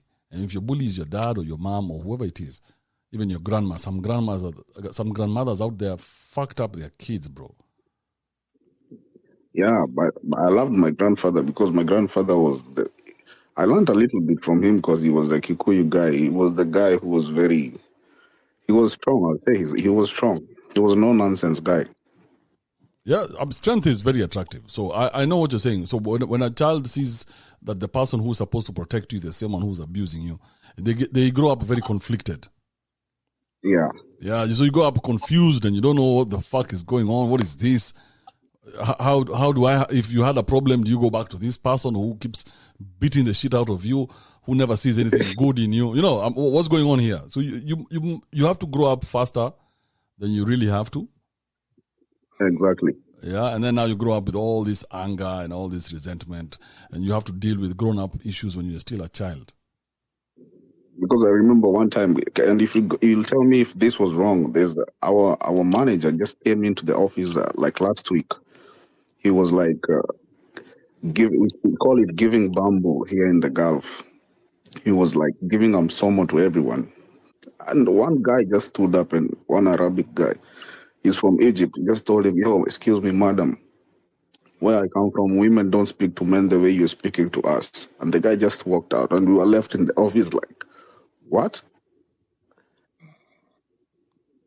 So did that guy stand for his rights? Yeah, because it's affecting you, bro.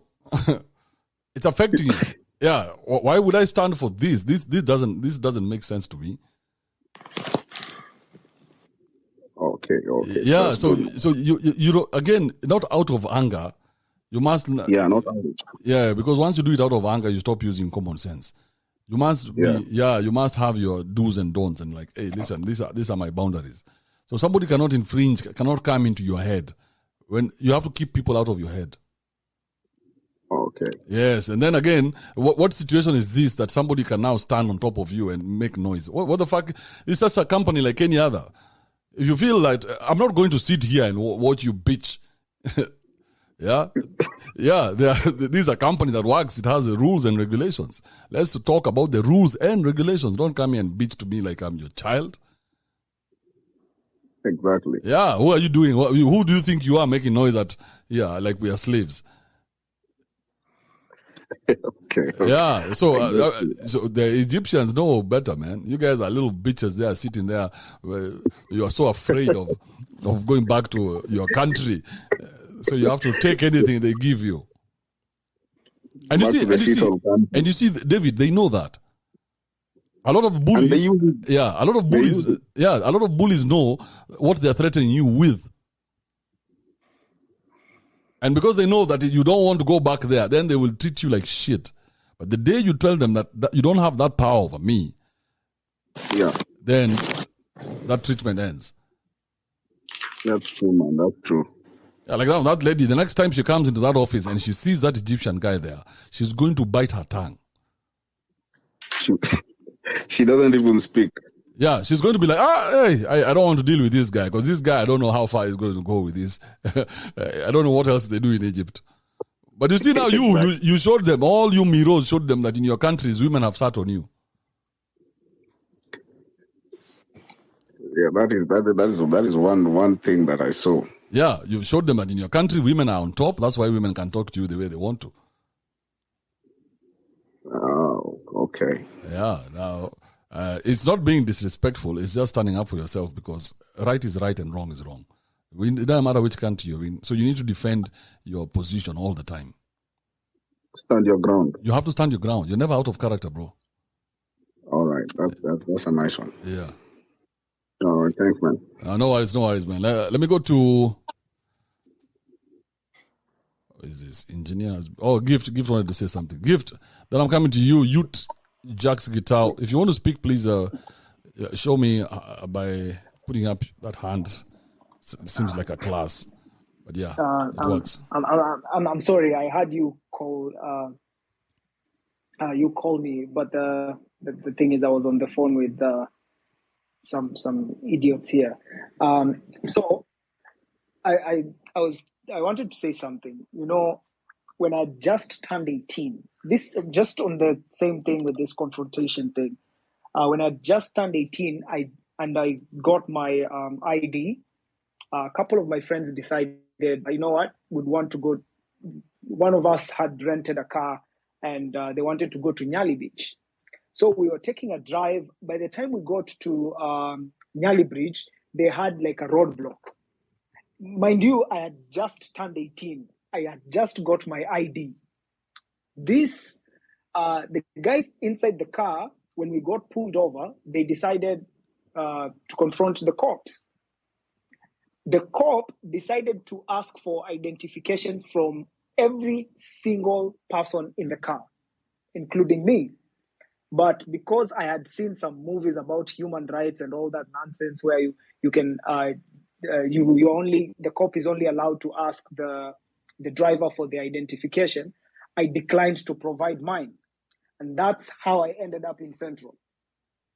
Because I decided to stand up for my rights. I had just gotten my ID, barely a week old.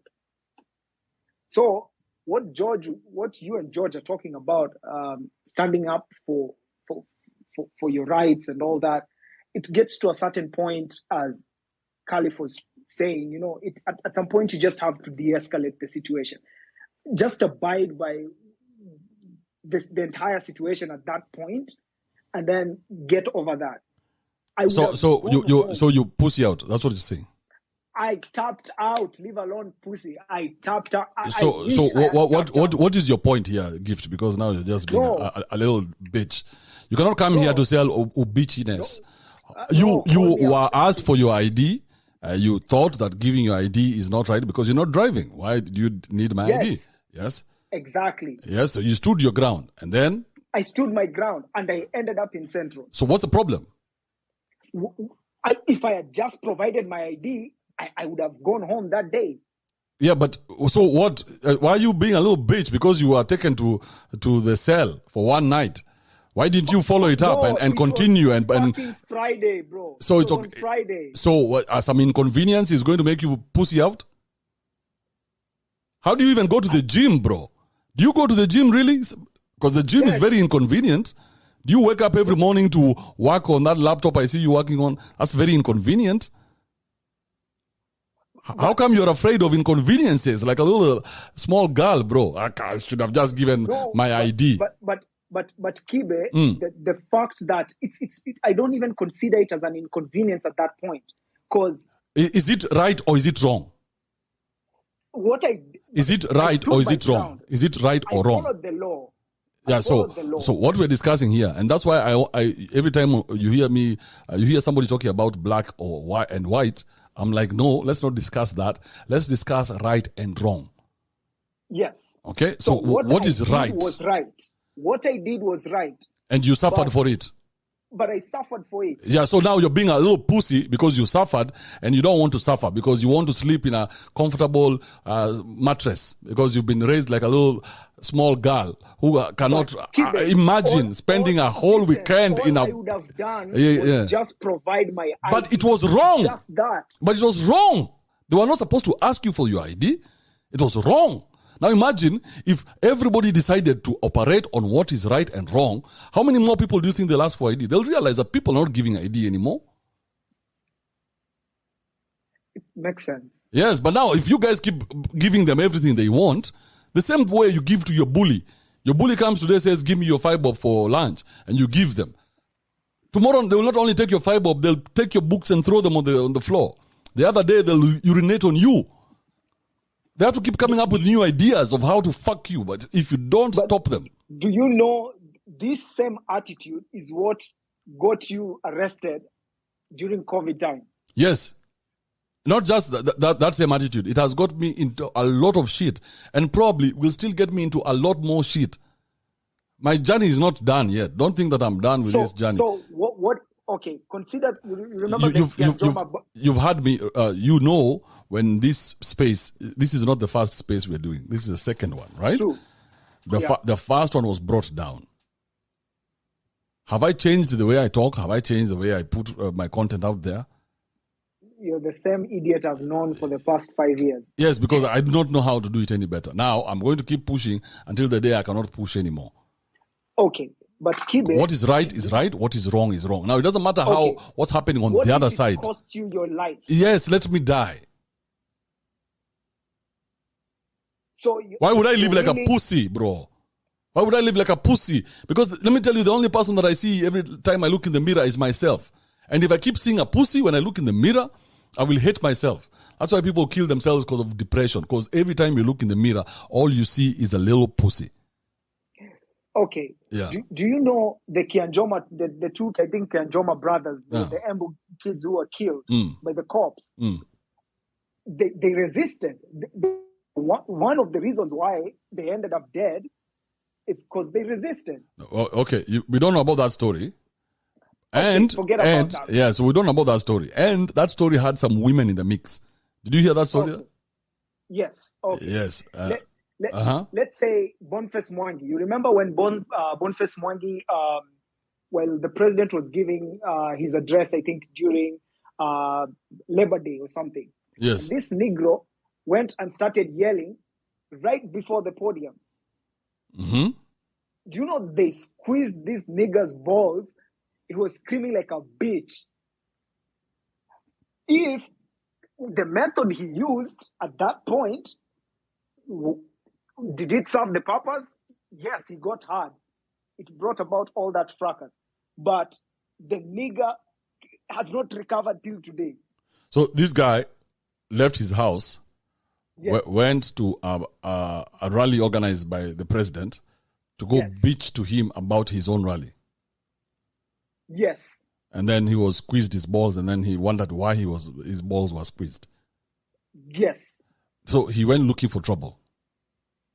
No, he was fighting for rights. Whose rights? It was whose rights?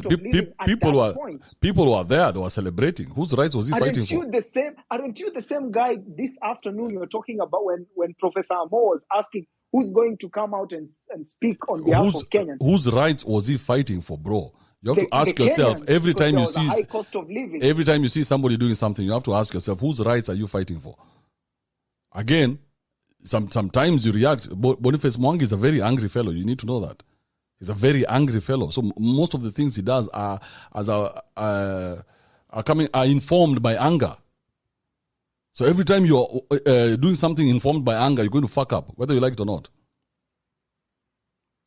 So that's where you draw the line. Bro, if you're not angry, then you can die. It's okay. But as long as you're angry, the whole movement and the whole agenda gets lost in your anger. Like you see the black people in America.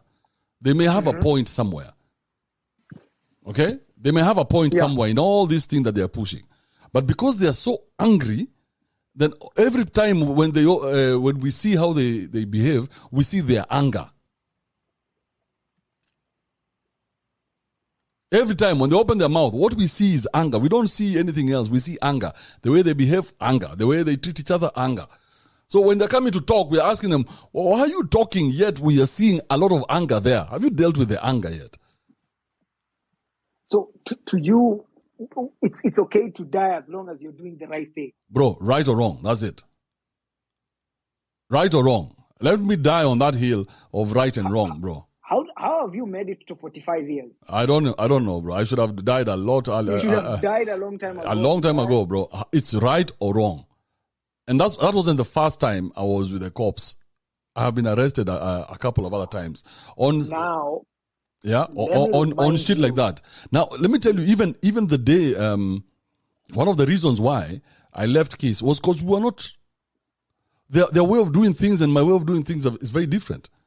Not on the same page at all. Yes, so every time they would come up with a new law, like remember when COVID came up?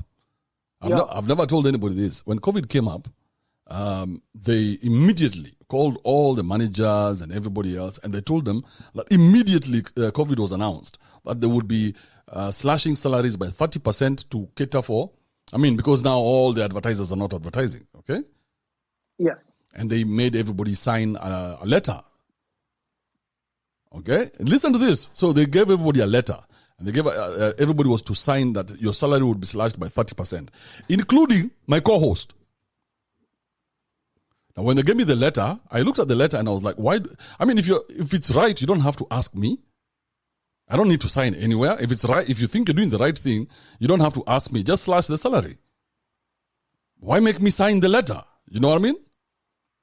Yes. So I didn't sign it, and I told them, no, I do not agree to this because you're making me sign a letter. If you are doing it because you know it's right, then you would write me a letter telling me you have slashed it because of this and this. But you're making me sign a letter saying that I have agreed for my salary to be slashed. So I refused. But why did you bitch out by taking down the video when your producer reached out to you about the cop thing? No, you're going too far. Just relax. Let me finish this first. One story first, okay? So when these guys heard that I had refused to sign the letter, they called me to the office. Now the HR is a lady. She called me to the office and she asked me, "Why have you refused?" I told her, "I do not see. It doesn't make any sense to me why you would cut my salary." Okay, it doesn't make any sense to me, and I do not agree to it. Now, I have already told you where I stand with the situation. I do not agree for you to cut my salary. Now it's your play. You guys decide what you're going to do with that information. Are you seeing what I did there? Yes. So I put it on them. Now you guys make a move. I have made my move. Now it's like chess. You made your move and I made mine. Now my co-host, because she was very afraid of getting fired and all these things that corporate puts on you, she quickly signed that letter. Now she doesn't know that the whole time while I was there, my salary was not touched. It was not touched, bro. It was not touched because I kept that letter in my car. Every day I would look at it and I smile because I'm like, I have fucked this system. Now, they hate me, but they needed me, so they couldn't fire me. But I stood up for it and I was ready to face the consequences. I was like, if they're going to fire me, let them fire me, but this is a stupid move. Now, I didn't go to everybody and tell them, you guys don't sign your letters. You see what I mean? Yes. Yes, I didn't go to everybody and I didn't start a movement. I just didn't sign my letter. Now, if people were like me, then the company would have come to its knees and say, okay, let's now talk. But now everybody bitched out. They signed their letters and I would see them every day. And here I am making my full salary and they're bitching about 30% deductions. And I'm like, because you're stupid. Because you have fear. You're afraid of losing. Every time you're afraid of losing. It's like, have you seen these guys who have girlfriends? You're afraid of losing your girlfriend so much that she can shit on you. She can bring a man to your house and fuck him in the sitting room as you watch. And even send you to the shops. Because you're afraid of losing. Bro, the day that fear sets into your system, you're done. What was your other question? Why did you take down the video when your producer reached out to you then? Why you bitched out? Why did I take down the video? Yes. Oh, bro, that was that was a moment. I looked, bro. I was looking at the phone, and I told him, because of you, this guy is called Dennis. It's called Dennis Navi, right? Mm. I told him, because of you, this is the guy who called me to Energy Radio, not the boss. This guy. So they used my weakest link. And this guy had called many times. And I told him, bro, because of you, I am doing this. Okay? I compromised. I said, because of you. And let this be the last time that I ever do this. Now, if you know me from that day, I have never taken down another video, including the one I was arrested for. Oh, yeah. Yeah. And I told myself, even did a reaction for it. Yeah, that reaction is what I was arrested for. You know that, huh? Yeah. Yeah. So I told him, this is the last time I'm doing this. And I'm doing this because you called me and it looks like you're the one who gave me that job. But that's the only compromise I'm ever making with you. Okay? That was a compromise. And I told him, for me, I cannot allow myself to keep pulling down my videos because it breaks me and I don't want to be broken. I want to keep walking around like the Thanos that I think I am. So it's very important for you to work on yourself. So that one, yes, I can agree. I somehow bitched out on that one. I somehow bitched out because I shouldn't have. I should have stuck to my guns. But the pressure that was there, bro, on him, I just felt sorry for him. I was like, oh, look at this young guy. But yes, I agree with you. That was a bitch out. Yeah, That was a bitch out. Man, the day I die because of standing up for something, I swear to the living God, I'll be haunting your ass every day. No, stand up for what you believe in. You see, it's about what you believe in. Some things you don't believe in them. Why would you stand up for them? But if it's going to take my life. No, I'm saying, for what do you believe in? Is it right? Is it wrong? If it's right, yeah, I'll stand up for it. Yes, that's it. That's it. That's it. That's all that matters. Now, if men were to do that around the world, you know how quickly this world would change? It would. Yeah, just stand up for what is right. It doesn't matter whether it's happening to a woman, a dog, a child. It doesn't matter who it's happening to. Is it right or is it wrong? Stand up. They say, hey, no. Because you don't know, that voice of yours could change something. True. Yeah, like now the Hamo was doing a video asking who's going to stand up.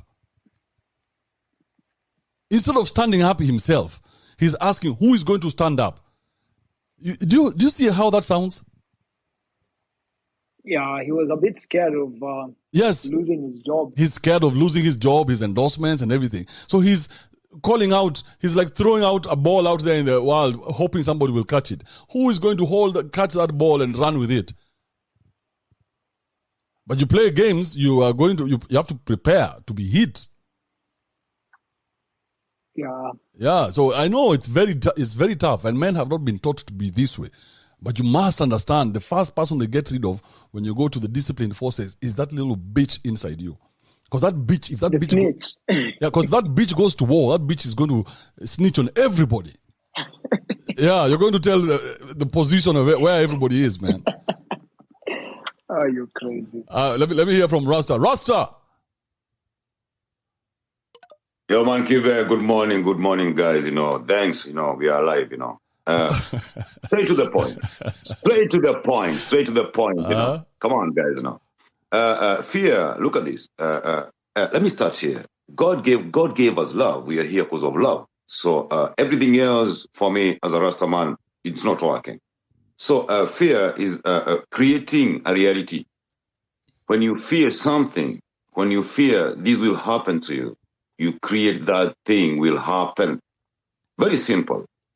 It's like when you want to make a plan on what you want to do in future. It goes like that. It's in the mind. Very nice. Very nice.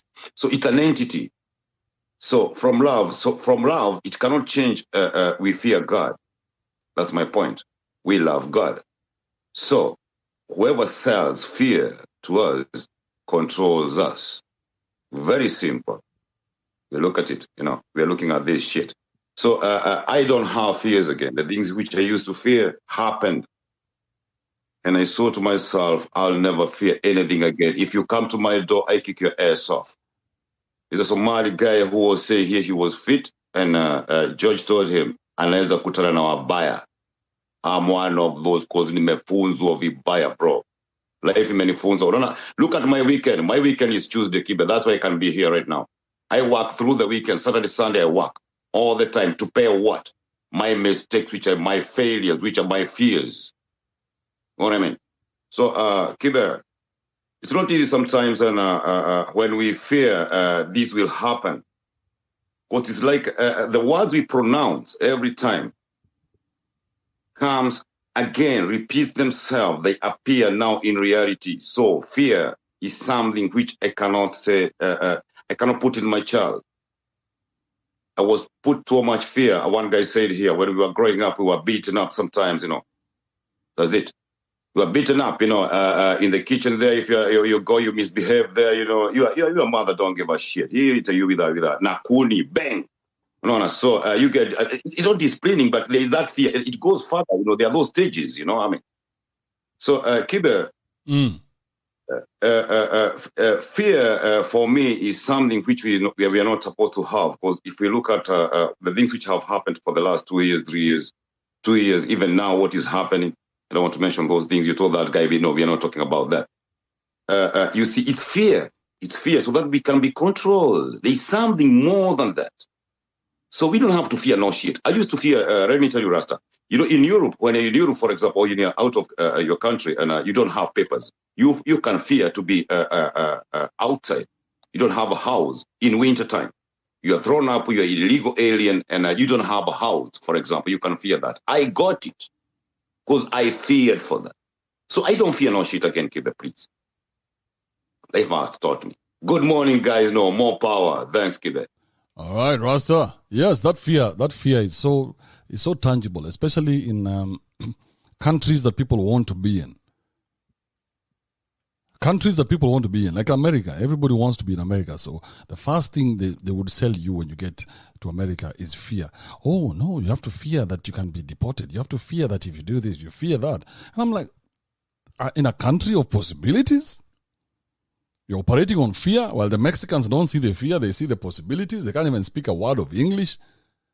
They have dominated this country to a point where their airports have two languages. One language is English and the other one is Spanish because of the Mexicans.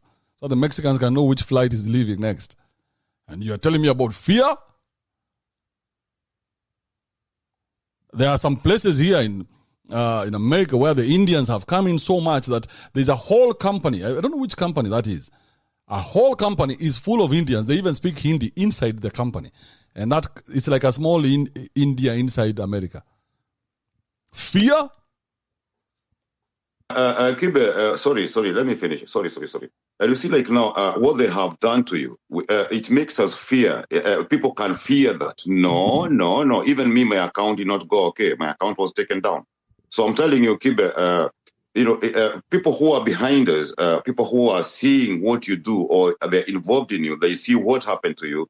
They want to create that fear. If they be like you or they talk the truth, they stand on something, they'll be pulled down or something, That's also creation of fear. So we don't have to see that at all.